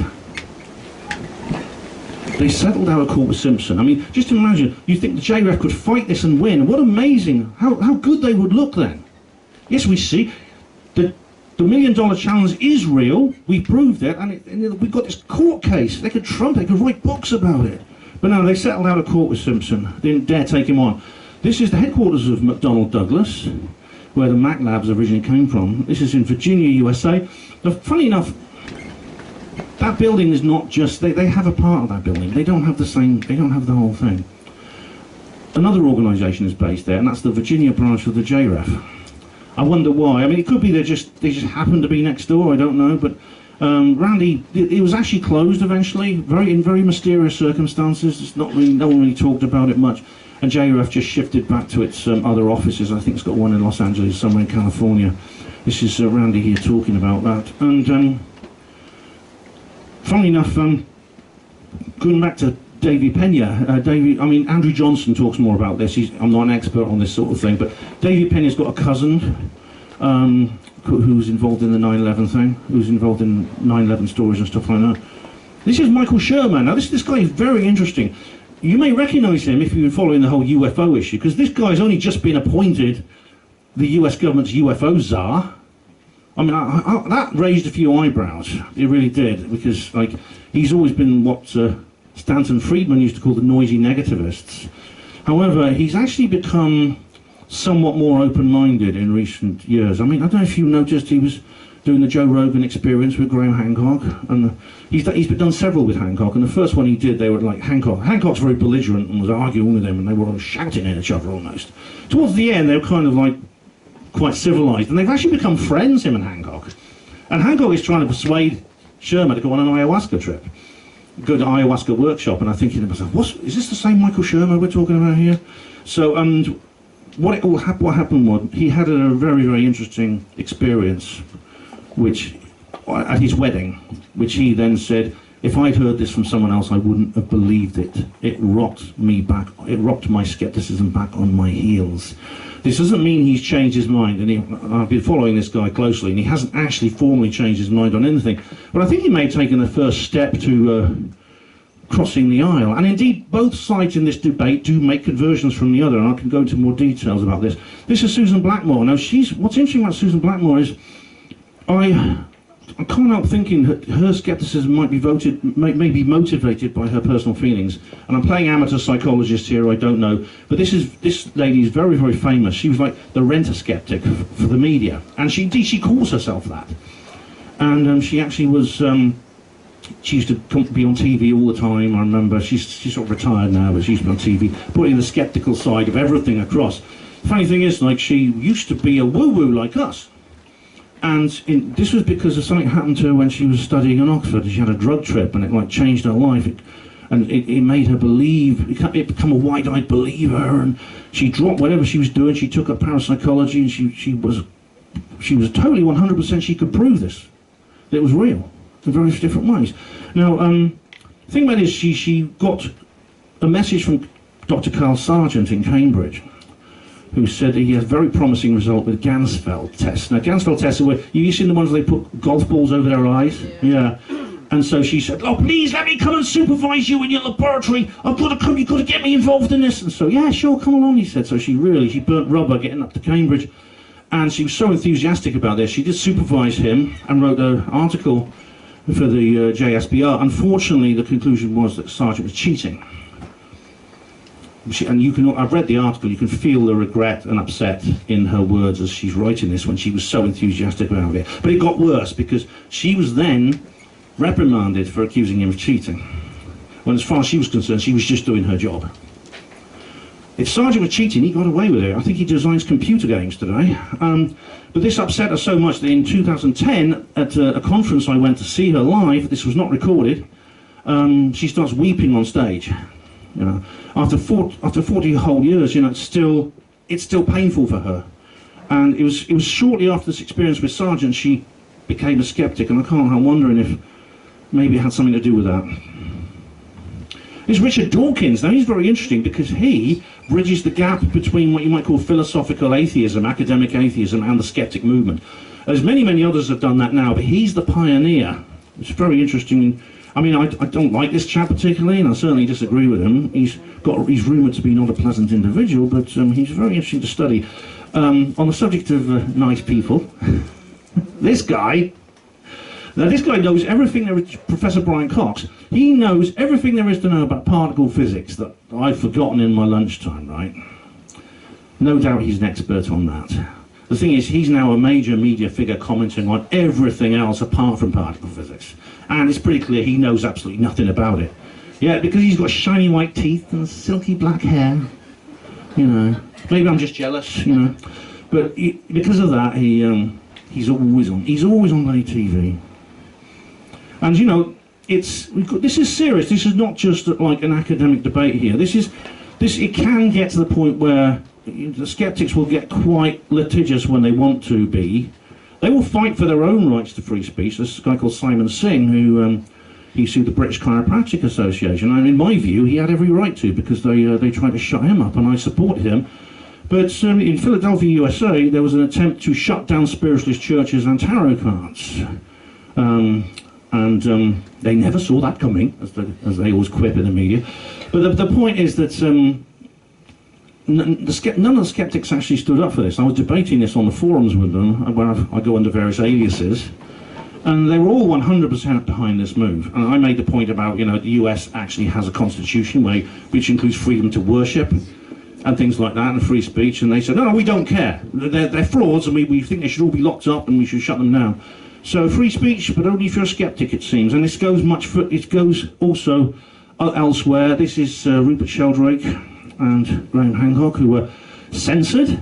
They had their videos removed from TEDx Whitechapel after they presented them. Well, they were removed, but then they were re-uploaded to a site called TED Controversies. Right, so they could be, well, I can't remember the quote. So they could be thrown into better context related to their controversial nature and their plausibility. I can't remember the exact quote, but the TEDx actually said they weren't actually censoring them; they were just moving them to what Rupert Sheldrake calls the naughty corner.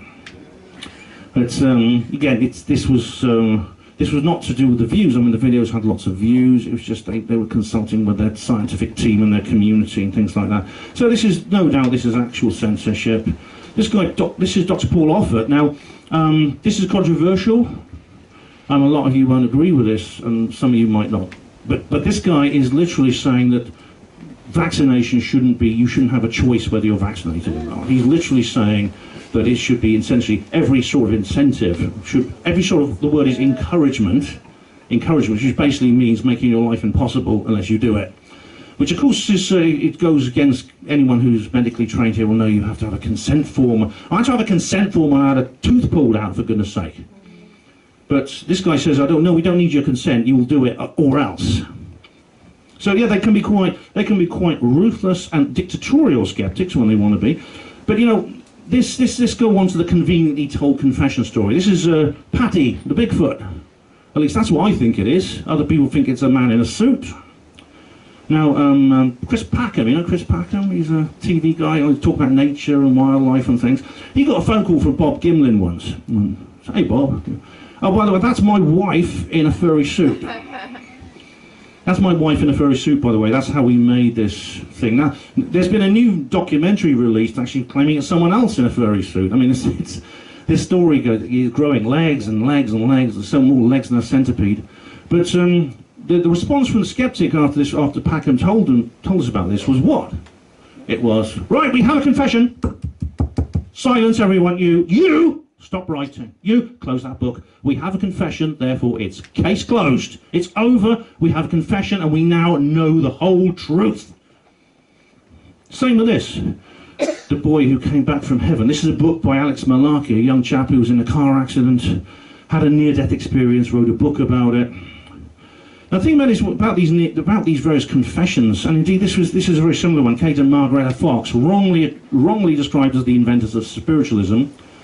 Because in 1848 they said that they heard noises in their home, knocking noises like that, and they started communicating. In 1888 they said they confessed they made the whole thing up.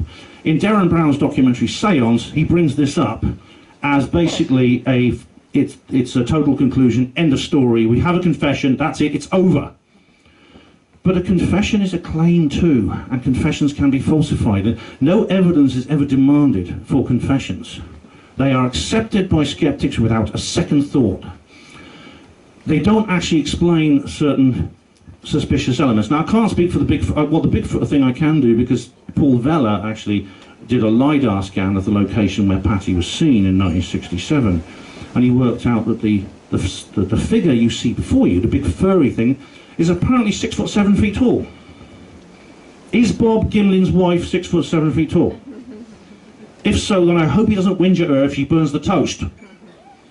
That's for Alex Malarkey. He was getting totally fed up with the whole situation because the book was so popular that people were like just dropping by and knocking on his front door without even announcing themselves in advance. And what's more, his parents split up, and his mother sued him and his father Kevin. It was getting to the point where he probably, I wouldn't be surprised if he thought, can I'll just say I made it up and we'll roll this all back and maybe and get back to a normal life. The poor kid, he was recovering from horrific brain and spinal injuries caused by this car crash. He was learning how to walk and talk again. He doesn't want this sort of nonsense in his life. Kate and Margaret Fox also, the celebrity lifestyle was getting too much for them. Their husbands were threatening to leave them. They were both drinking heavily. Again, it's the simplest thing in the world just to say, it's not true. We lied all those years ago. Can you please now leave us alone? This is the bit you've all been waiting for. Are skeptics secret agents put out there to try and discredit paranormal and UFO phenomena? Well, there are a few that I won't necessarily name without evidence, but this lady Jenny Randles, her behaviour is a bit suspicious, because in 1983 she wrote this, Sky Crash, with Brenda Butler and Dot Street. This is the original and definitive work on the Rendlesham Forest incident. All the other books and movies and everything else that's been said since then is kind of it's kind of derivative of this. This introduced this all to the world. Now, what happened was, in 1997, it said that Jenny took a different turn and she started becoming more sceptical, and then she wrote this book, UFOs That Never Were, a book about, not about UFOs, about things that weren't UFOs. I mean, I've written books, I've got them here. I know how difficult it is to write a book, and how much effort and time, and indeed sometimes money and resources it takes. Why did she want to write a book about cases that never were? And her co-authors this time were not Brenda Butler and Dot Street. Her co-authors this time were Dr. David Clark and Andy Roberts, two of the biggest UFO scappers in the world. I actually met Clark a couple of weeks ago. I had an interesting discussion with him that I don't have time to talk to you about now. So I'm not saying Jenny's been sort of got at. I mean, Richard D. Hall says that he does think that they kind of like, she's been compromised in some way, but Richard tends to think that about everyone. So I don't necessarily take his word for that. But you've got to ask yourself the question, why did she change her mind? What's her processes? Why did she go from so far on one extreme to so far on the other? Now, what is the real nature of disclosure? Now, this has been discussed several times by other speakers. Alan, Matt, Chris, they all brought this up. Now, the skeptics have a kind of like idea that is included. Some people in ufology actually believe this, that the whole thing is just some kind of scam. I mean, I accept that it could be a scam of some variety, but not the one they're talking about, because they believe that there basically are no such things as UFOs. They don't exist, essentially. They're a piece of engineered neo-mythology, or there's like a core phenomenon which no one anywhere knows anything about. And the whole Roswell disclosure, hearings, whistleblowers, etc., that Alan was so kind to detail for us, is a piece of engineered neo-mythology. Why would the government make all this stuff up? They made it up to launder more down-to-earth secrets. So the idea is, if they just draw our attention towards this subject in a certain way, they'll deflect it away from that subject, what they don't want people to talk about. Now, there's a major problem with that theory. It could backfire, and indeed must have backfired many, many times over the years. Because if you say, for example, it's like a bank robber. Imagine you robbed a bank and you had a stash of money. What would you do with it? I'd take it into the woods, I'd bury it under a tree, and I wouldn't tell anyone where it was, right? Now, according to this theory, there's a guy called Mark Pilkington, who I actually met 2 weeks ago at a conference. He's written a book called Mirage Men. He's working on another. He's made a documentary. According to his idea, what they would do is, the bank robber would dress up like a clown and jump up and down on top of his buried stash of money. And every time a policeman walked past, he'd say, "Mr. Policeman, over here, look at me over here. There's no buried money here, okay? Just unicorn bones." Do you really think that my idea is better? My idea is worse than his? Don't you think that my money would be safer than that, guys? I mean, according to Pilkington, now Pilkington doesn't refer to Bob Lazar, but has anyone heard of Area 51 before Bob Lazar? Bob Lazar is a textbook example. One guy did. Okay, one person here heard of Area 51. Okay, it's a textbook example of how this theory could go wrong, to the point where I wonder if it's even possible. And so this leads us to how far these conspiracies go, how many others there are. So I'm not just talking about UFOs now, but there's no doubt that we conspiracy theorists are actually learning something about how the world works. And in some cases, in the case of, for example, the UFOs, it could be like that the Illuminati no longer has control over certain institutions within this world, including the UFO secrecy, and maybe the white hats, for want of a better word, do. And so they want to pull off some kind of elaborate double bluff. And this applies to not just this. Now, this is Helen Duncan, we were talking about Helen Duncan, weren't we? Yeah, Helen Duncan, I've done an entire presentation on this lady. I don't have time to go into details, but basically, she was, in 1944, she was put in jail for, as a fraudulent medium. But it's more complicated than that, because this was during World War II, and there was a connection to espionage, the fact that she was being watched by MI5, and also probably by the other side as well, because she was giving away secret information through the testimony of the dead, basically. And how do you silence people when you can't even kill them? And through no fault of her own, she was in this position because she was a trance medium. She would go in a trance. And Angela, have you heard of her, Sharon? You know about it? Oh, right, okay. Well, it's an interesting story. But maybe there's a deeper level. Maybe something else they're trying to keep from us. The afterlife? Are they trying to keep the afterlife a secret? What would happen to society if there was scientific proof that death was not the end of us? Now, anyone seen this? The Discovery. It's on Netflix. Anyone seen this? Surely one of you.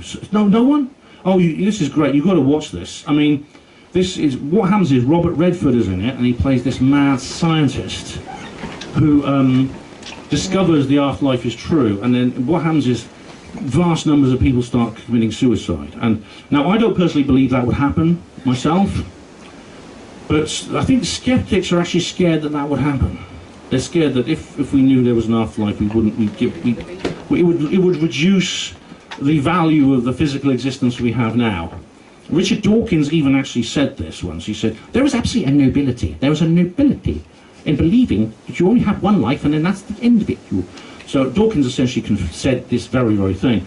So you've got to ask yourself, if you're a skeptic and I was talking to these ladies over here about disclosure. I think we have a political elite in this world that basically regards the rest of humanity as some kind of combination of little children and farm animals.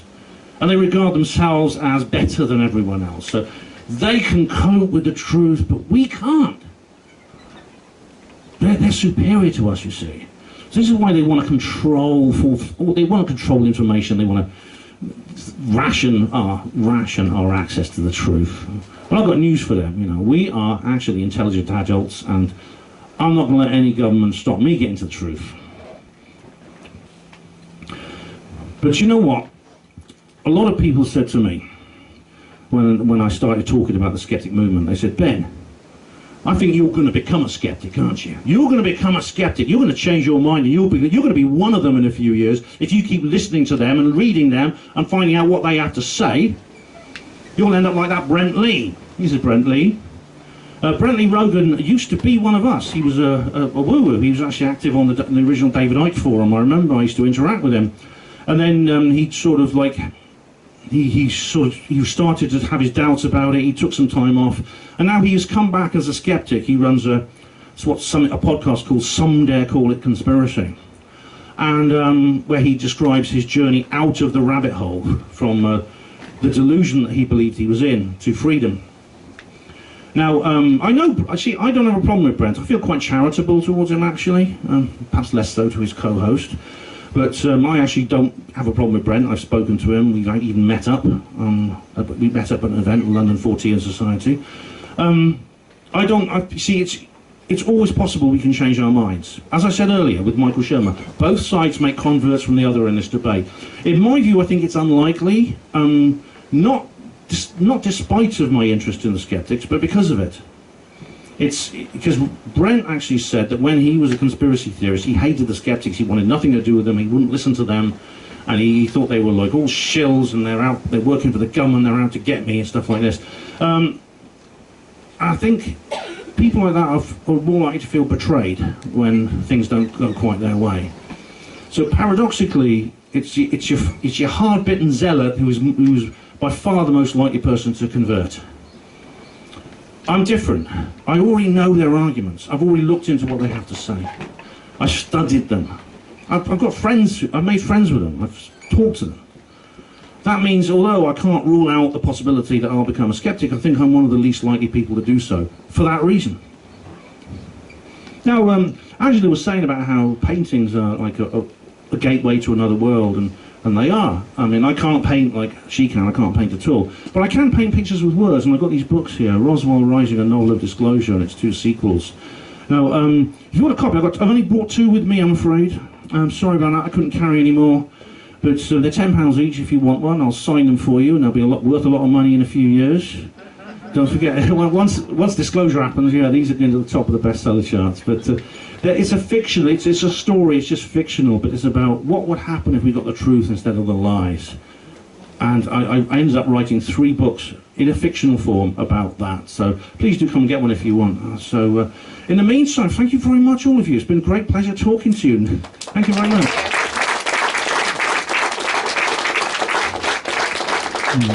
If any of you go into the pub this evening and you're coming back afterwards, I need a lift if anyone's free to go, because I haven't got a car with me, just to bring that out. But feel free to, I don't know how much time I've got, but feel free to ask me a question or make a comment. You were talking about the Fox sisters. Yes. Who do you feel started? Well, the idea of afterlife communication actually can be found, it goes right back to prehistoric times. Right, but actual spiritualism as a movement.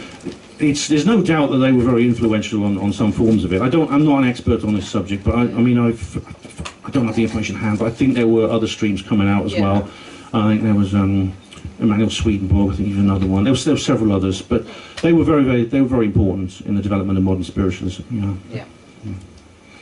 Anyone else? Do you need a lift to here? Oh, if anyone's free, yeah, if anyone's got a seat in their car. Where you going? To Emlyn, the pub, or wherever it is, and then back again afterwards. I'm going to Skywatch afterwards, so thanks. If anyone's free, yeah, just come and see me, yeah. Sir? Oh, thank you very much, sir, thank you very much. Come and see me at the end. Thank you. Thank you. So, feel free to ask me a question. Sir, yeah, you are a skeptic, so... Can I just say when Sharon's left the room, I'm not really a skeptic. Oh, right, oh dear. I'm disappointed. Are you really a skeptic? I think it's a bit of a spectrum, you know, if you believe in something, it's good to have an open mind, not too much, because I've seen people go into psychosis, almost believing in things, like spiritual psychosis, or something like that, you know. That's actually true, yeah. Brent, by his own admission, poor Brent, he actually did say that he got to the point where he felt he was having a mental breakdown, and indeed, I think he has had one. I mean, one of the reasons, I feel quite, I don't have a problem with him. He's clearly been through a very hard time, and he'll admit it himself. Yeah, I mean, I don't believe the Earth is flat. You know, I don't believe that. Was it? Yeah, Bill Hicks is Alex Jones. I don't believe these things. You know, there's a limit. Yeah, there is a limit on what I consider credible. I think I'm still quite a rational person. Yeah. Anyone else? All right, I think if no one else has got anything to say, thank you very much. Come and grab a book from me if you want one. £10 each, and yeah, enjoy the rest of this wonderful event. Thank you to Danielle and to everyone else who's made this happen. It's great to be back here again at this lovely location. My name is Ben Emlyn-Jones. Thank you. See you again soon. Bye-bye.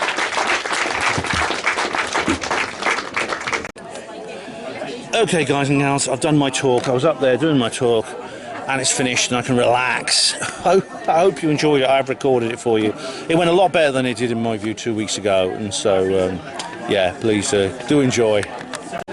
Well, ladies and gentlemen, the conference is over. The last act of the day was Sharon doing a trance, and it was quite something. I'll tell you about that later, but it was. I've got a lot to say about that, but for now, we're going to go and get some dinner. Hey everyone, well, it's actually the day after I got back, and I just suddenly realised I didn't include something very important in the video. I'm just editing and uploading, and that is, I never reviewed Sharon Milne Barber. Now, that's a shame, because I could have done it. I could have done like a little segment in the little beach hut and things like that, but I forgot all about it. She's not forgettable though. It's not because she's not interesting. She's very interesting. Sharon Milne Barber had the longest, I think she had like over an hour on stage, and it consisted of, she did a speech and she talked about what she does, like talking to the channeling entities of various kinds and things like that. But her principal, the most interesting part was when she went into a trance. Now, I've seen mediums go into trances before, and this is not a particularly remarkable example. She simply starts going like that, and then she starts rocking backwards and forwards in her chair, and then she just starts speaking in a normal voice, with her usual accent, and saying that she's an entity from somewhere or other, and starts giving information, also answering questions that were written down on pieces of paper. I wrote a question that she did answer, although I didn't refer directly to my actual question. I asked what's the real meaning behind ET disclosure, which you can probably guess I'm going to ask that question, probably most of you. Which she did say at one point, a lot of other people were asking her about disclosure, and she said that she was channeling this entity, this guide, she calls it, and the guide said disclosure has to be a slow and methodical process, otherwise people can't cope with it.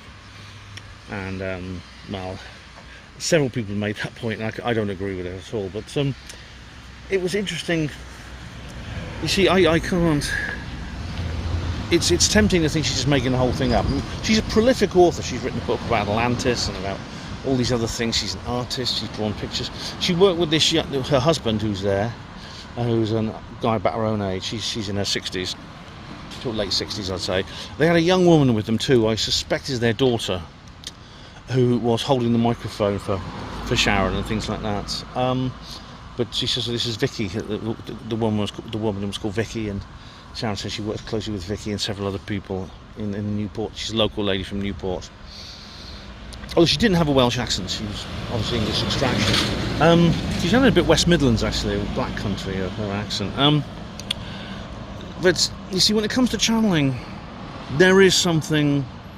I take it seriously. I don't know whether she was specifically an example, but I'm sure a lot of skeptics will say she was just making the whole thing up, and I can't dispute that. I'm not going to accuse her of that, or consider it a default position, which I always accuse people of without more evidence. But I mean, I've seen other channeling, and some of it was a lot more impressive. I mean, one that immediately comes to mind is Jason Harrington. I've done an entire video about that, which you can find on my channel, which was extraordinary. In this case, I witnessed a transfiguration. If you want to know what that is, just watch the video. There's no doubt about it. He was sitting literally 6 feet away from me. I saw his hands change shape. It was there's more details in the video. Now, I saw nothing like that from Sharon, but it was still very interesting to hear her. And it's like all the speakers, the quality was very high. The speaker before me was someone called Angela, who's the artist, and I bought one of her images. I haven't done a souvenir segment for this video because there's not enough souvenirs, but I did buy one of her videos, one of her pictures, which was a picture of a Libra. It was like an artist's impression of the Libra sign, which is my star sign. And she talked about how important art was, like very important to the human condition. She talked about cave paintings. She also mentioned, she said that art was like a portal to another dimension. And in my speech I said, yeah, I think writing is similar, because we writers, I couldn't paint a picture to save my life, but I do write, and I paint pictures with words in that respect. So yeah, both very interesting speakers. I couldn't watch Angela properly because, oh hello, how are you? I couldn't watch Angela properly, someone I know there. The reason is because I was preparing for my own speech, because I was on stage immediately after Angela. So yeah, but still, I did sort of catch it in the back of my ear, even though I was like focusing on something else. I did hear a bit about it, but I didn't get the chance to watch Angela properly. But Sharon, by then I'd done my talk and I could relax, and I paid close attention to her, and I must say, that was an interesting segment of the conference. Well, welcome to Emlyn, this place here where I am now. This pub is where we went last time, and I remember the food was very good, and we come back here. I managed to get a lift off my two of my new friends, Lewis and Natalie, and so I'm going to go in there and have dinner. We're going to order in a minute, and I've already got myself a beer in, so yeah. So yeah, it's a pretty good place. This is the view out the window. I was down there just now, and this is it, you see, there. Emlyn pub and dining, and it's a nice little pub here by the sea in South East Wales. Really, really nice. We've left Emlyn and we're now heading back. Apparently there's a blow-up alien someone's put here to mark the entrance to the... Oh look, here it is. Here. There it is. It's like Russell. Look, it's like Russell. He's flat. How about that? Yeah. We're heading back to the west. That's it. Yeah, we're going back. And here's the fire pit getting ready now. The tide is out. And that is the lighthouse behind us. I'll be sleeping in there later. It should be really cool. Yeah. I don't know if is the lock there, because I can get in there now and put my bag away. But yeah, this is going to be my bedroom. Ooh. And that over there is the well, its proper name is the Severn Sea. The English call it the Bristol Channel. I don't know why they name a sea after a city miles inland, but there you go. That over there it's England. That's Somerset along there. You come along here and it's the River Usk, and over there is the post-industrial South Wales devastation of various things. Yeah, wind turbines and power lines. But it looks good in that direction. Got some coal actually, maybe. It's not a fire pit, is now raging. Yeah, we've got loads of logs here. Yeah, I'll get a blanket if I need to, but that's not too bad at the moment. Oh, it should be.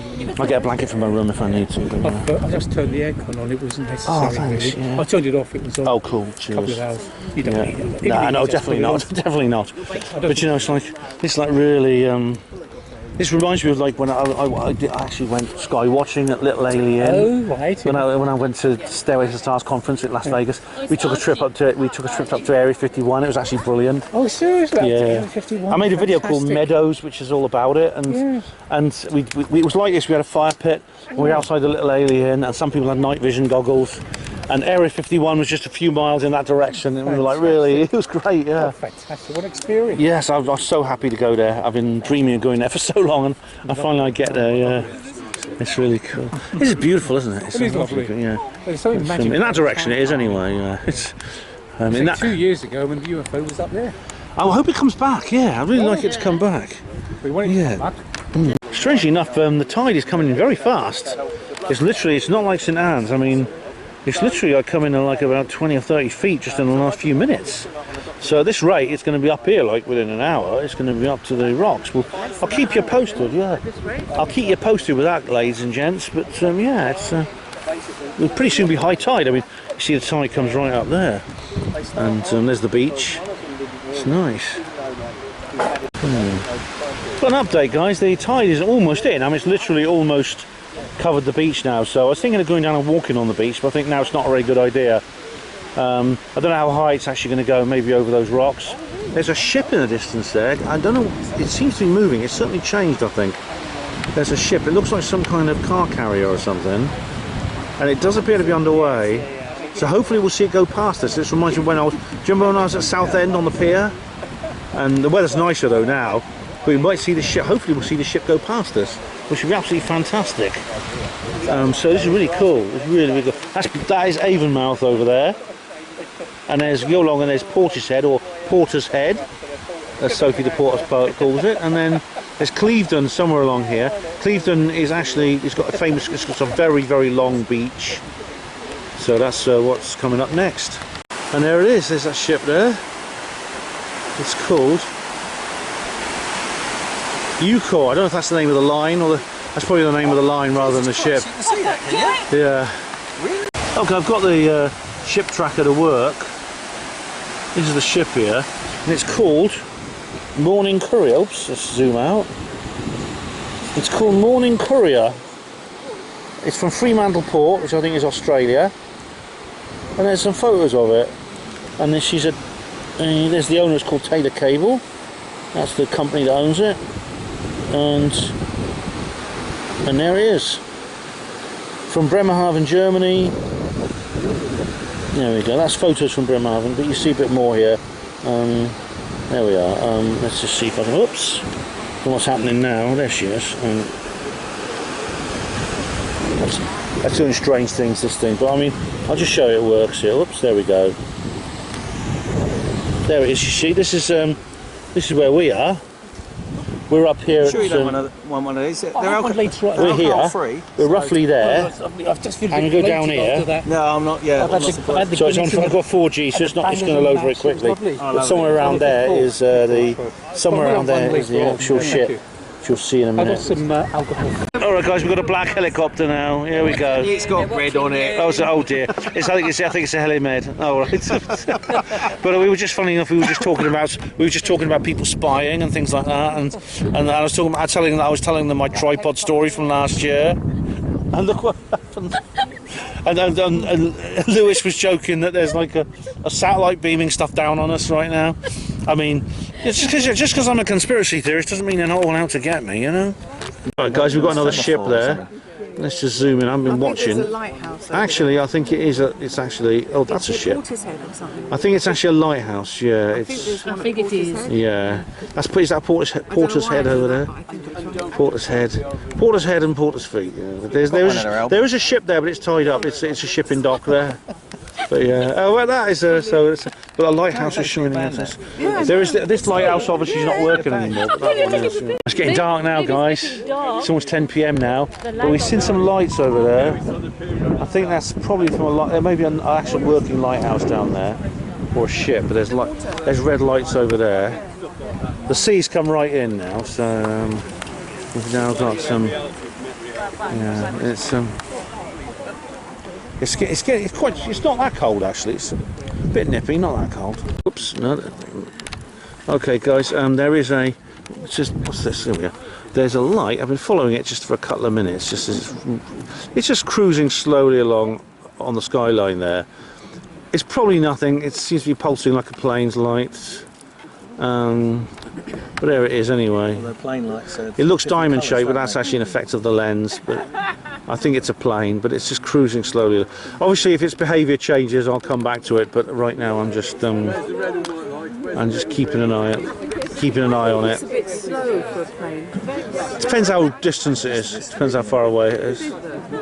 But like that fellow was saying, that planes will generally have. Come close. If you're aliens, come closer, will you? Let us see you. And it's a bit. Come here, come to us. It's coming. It's sort of brightening up and coming. I think it may be coming towards us. Oh no! All right, I can see more now. There's a green. Yeah, it's a plane, guys. Red light on the port wing, green light on the starboard. Yeah, it's a plane. Could have thought it. Yeah.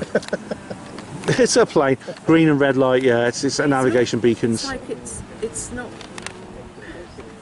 At that height, it would be either landing or taking off. It might be. I don't know what's. Yeah, I can't really tell because I don't know what the cloud altitude. Yeah. Yeah, it's making a noise. No, I remember as a kid. It's making a slight bit of engine noise. And I looked up and I saw these two planes going towards each other like this. And I watched it, and they actually went like. They actually met, and I screamed, "No!" And then they just carried on past each other. Oh, they were probably like 3 miles apart that way. Because of my angle, I thought they were going to smash into it. You'll see all kinds of weird things in the sky, but there you go. There's your standard plane. The lighthouse is a little short. I don't know if it's a chemtrail or just a normal jet trail, but there's a bit of open sky up there. You can tell. Yeah, nice. You can see it, but there's actually a star there. I can just it may just appear on the film.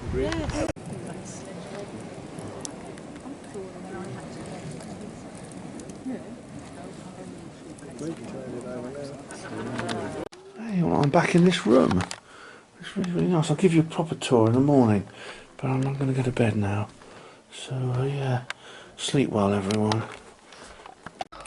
Oh, good morning, everyone. Yeah, it's Sunday morning. It's what I'm easy like Sunday. I've got a Sargon on. Just Sargon, be quiet for a moment. Why are they doing that? Okay. I'm just going to show you my room here. 4-poster bed. Of course, I mean, you saw this I think you saw this last year.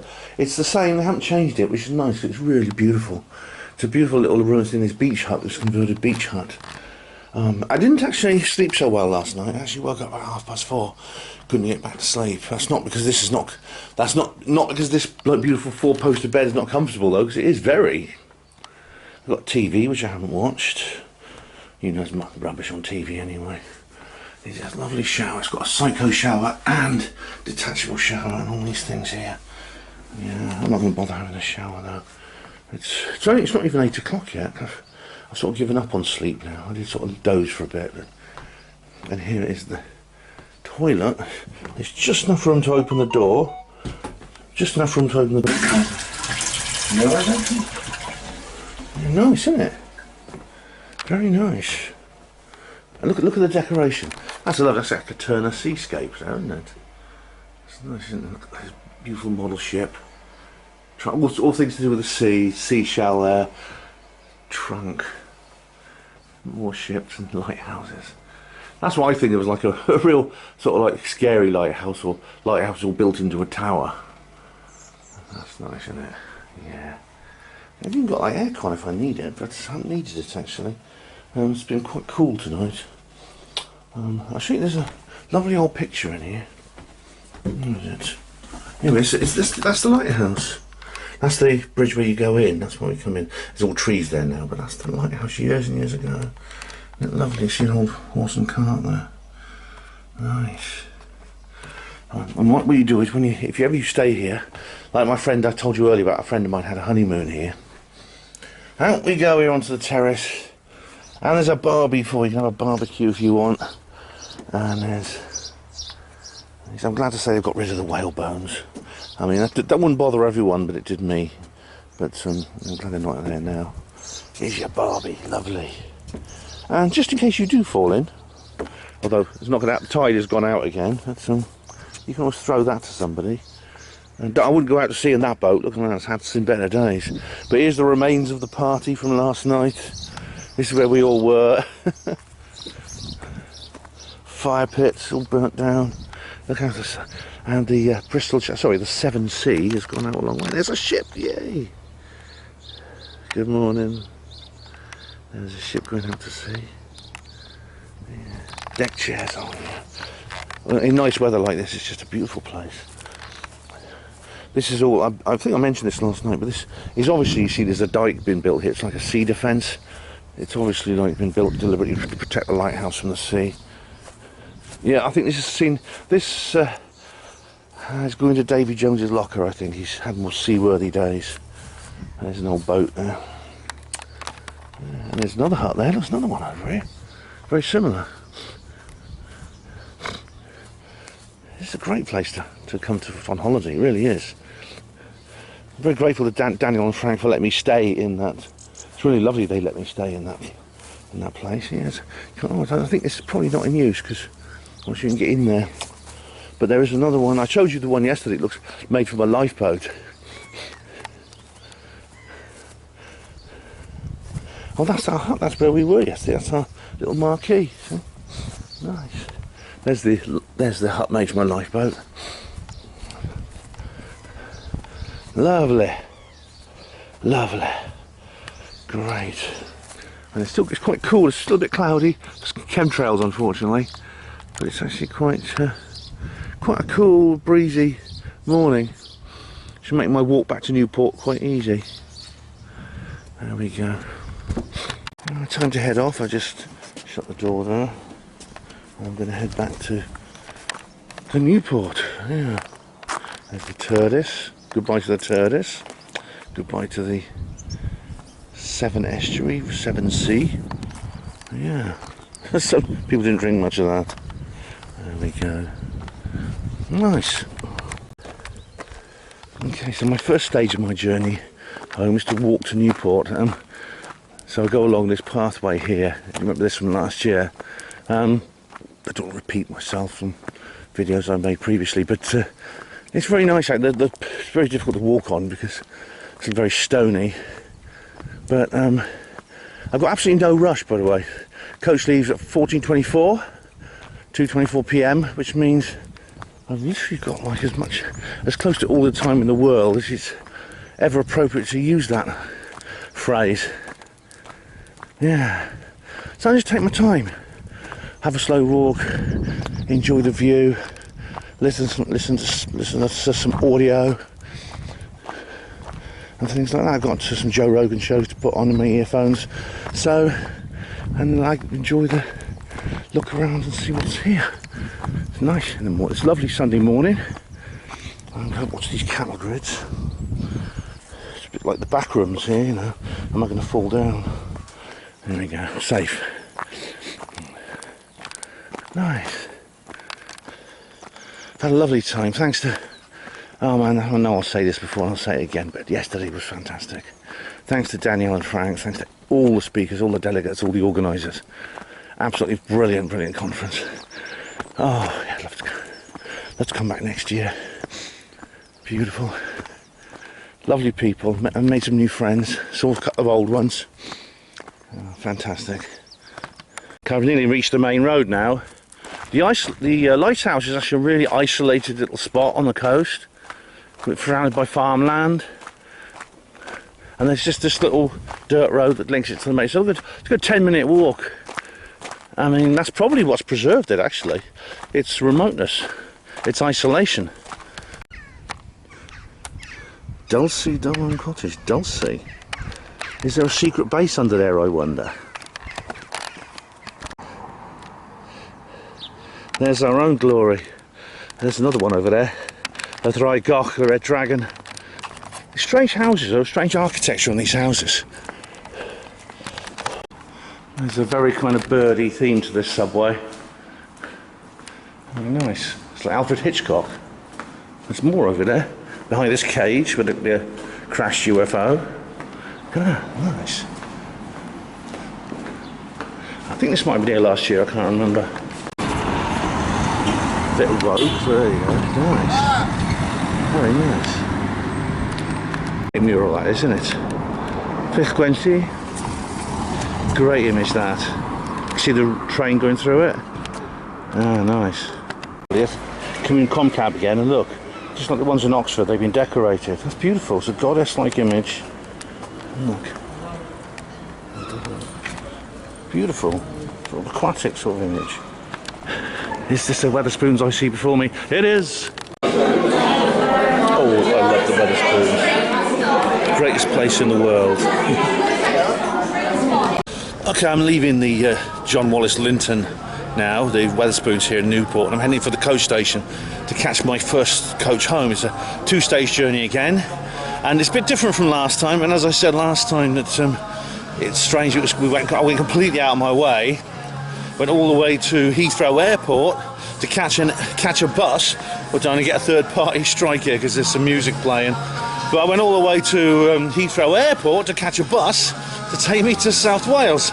So I went all the way east from Oxford, as far away as you can go from Oxford actually in England, to the east before you catch another coach to take me west. And I don't quite understand why there's no National Express do not do a coach service which, you know, you can catch from Oxford, which will take you more directly towards South Wales. I don't understand that at all.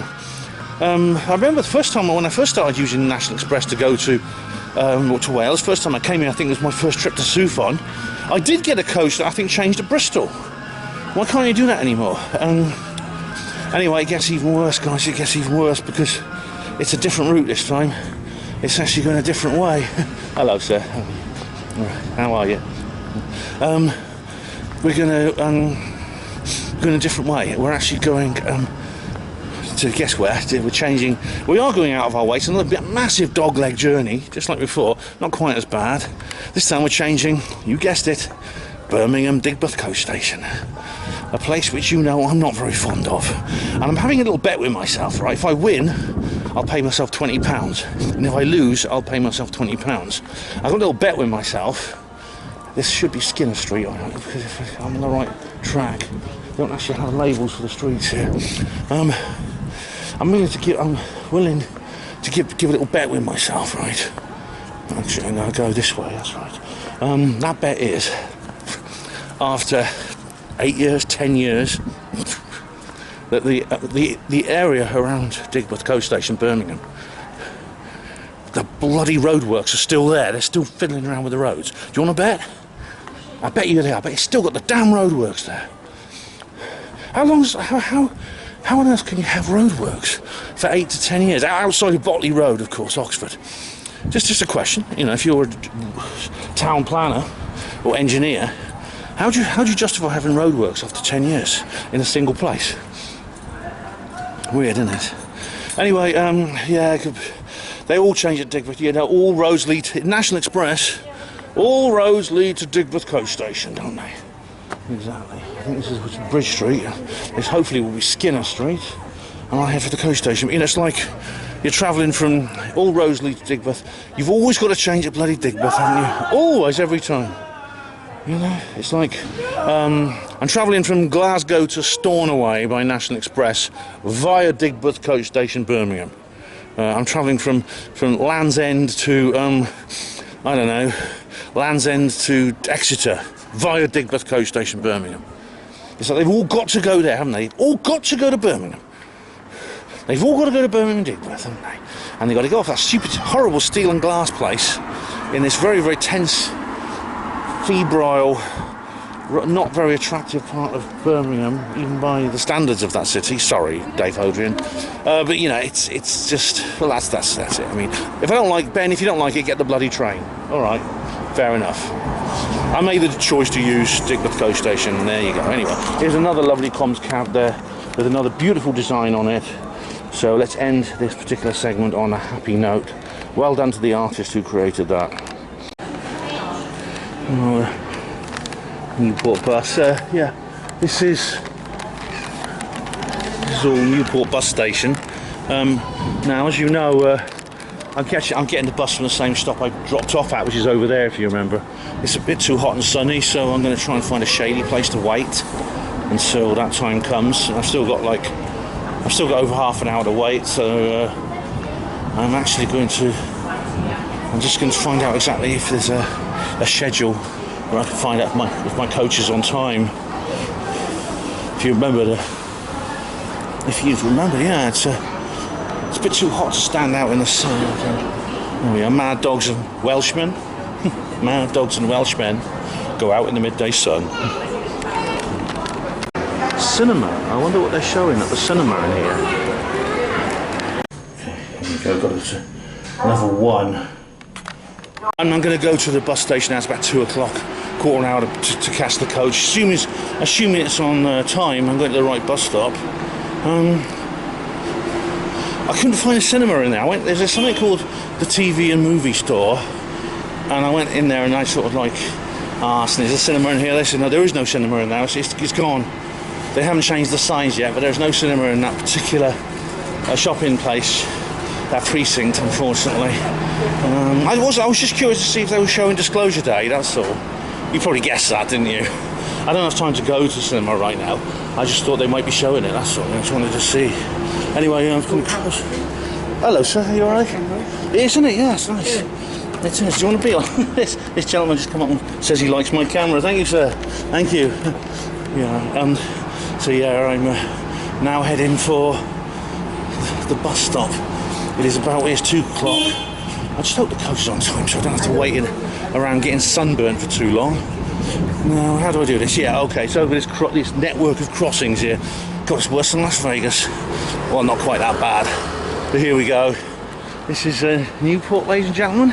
Hopefully, I'll be leaving it soon. No offence. I've got green there so I can cross. Here we go. Here we go. Seems these lights are stuck on green for some reason. That suits me as a pedestrian. We're going to cross to this theatre place there. Here we go. Oh no, it's just changed now.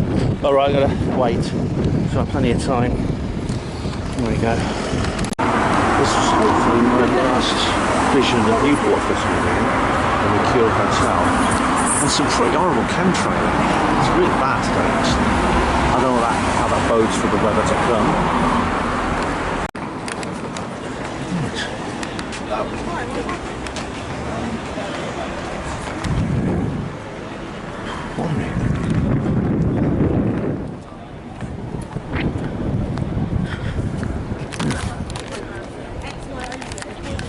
Well, I owe myself 20 quid. It's a beautiful piece of folk art. Wow. It's very nice. There's Black Sabbath over there. I'll show you that before. Like that.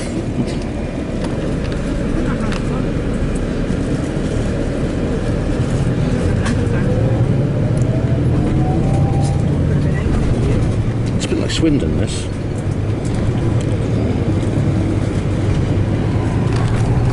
don't know if they're ever going to build on this site, but in the meantime, it's a great art gallery.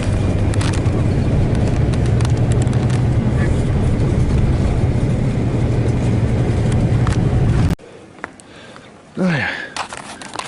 Well, welcome back to Queen's Lane, not far from where this journey began. It's been a great couple of days. It's been absolutely fantastic. Been away 3 days. Altogether, well, 2.5, just a one-day conference, but of course if you don't have a car and you have to travel quite a way, then really it's the only option is to stay 2 nights, as I found out. Yesterday was fantastic. My speech went down really well. My speech was liked by the audience, and I liked it this time. People were great. Yeah, Danielle, Frank, all the organisers, fantastic. Thanks to them. Thanks to the speakers and delegates. Really good stuff. My journey back is pretty uneventful. The coaches were on time. They were comfortable. I had good seats. So really, yeah, everything's gone according to plan. And I'm back in the so-called real world, back to normality. Work tomorrow, so I'll just have to kind of get used to that. Post-conference blues as always, but that's how it goes. In the meantime, welcome to New College. Yes, I'm not going into New College. Anyway, welcome back to Oxford generally. Anyway, thank you, HPANWO TV viewers, for watching. We're all coming very soon. Hospital Porters, Pride and Dignity, stop the New World Order.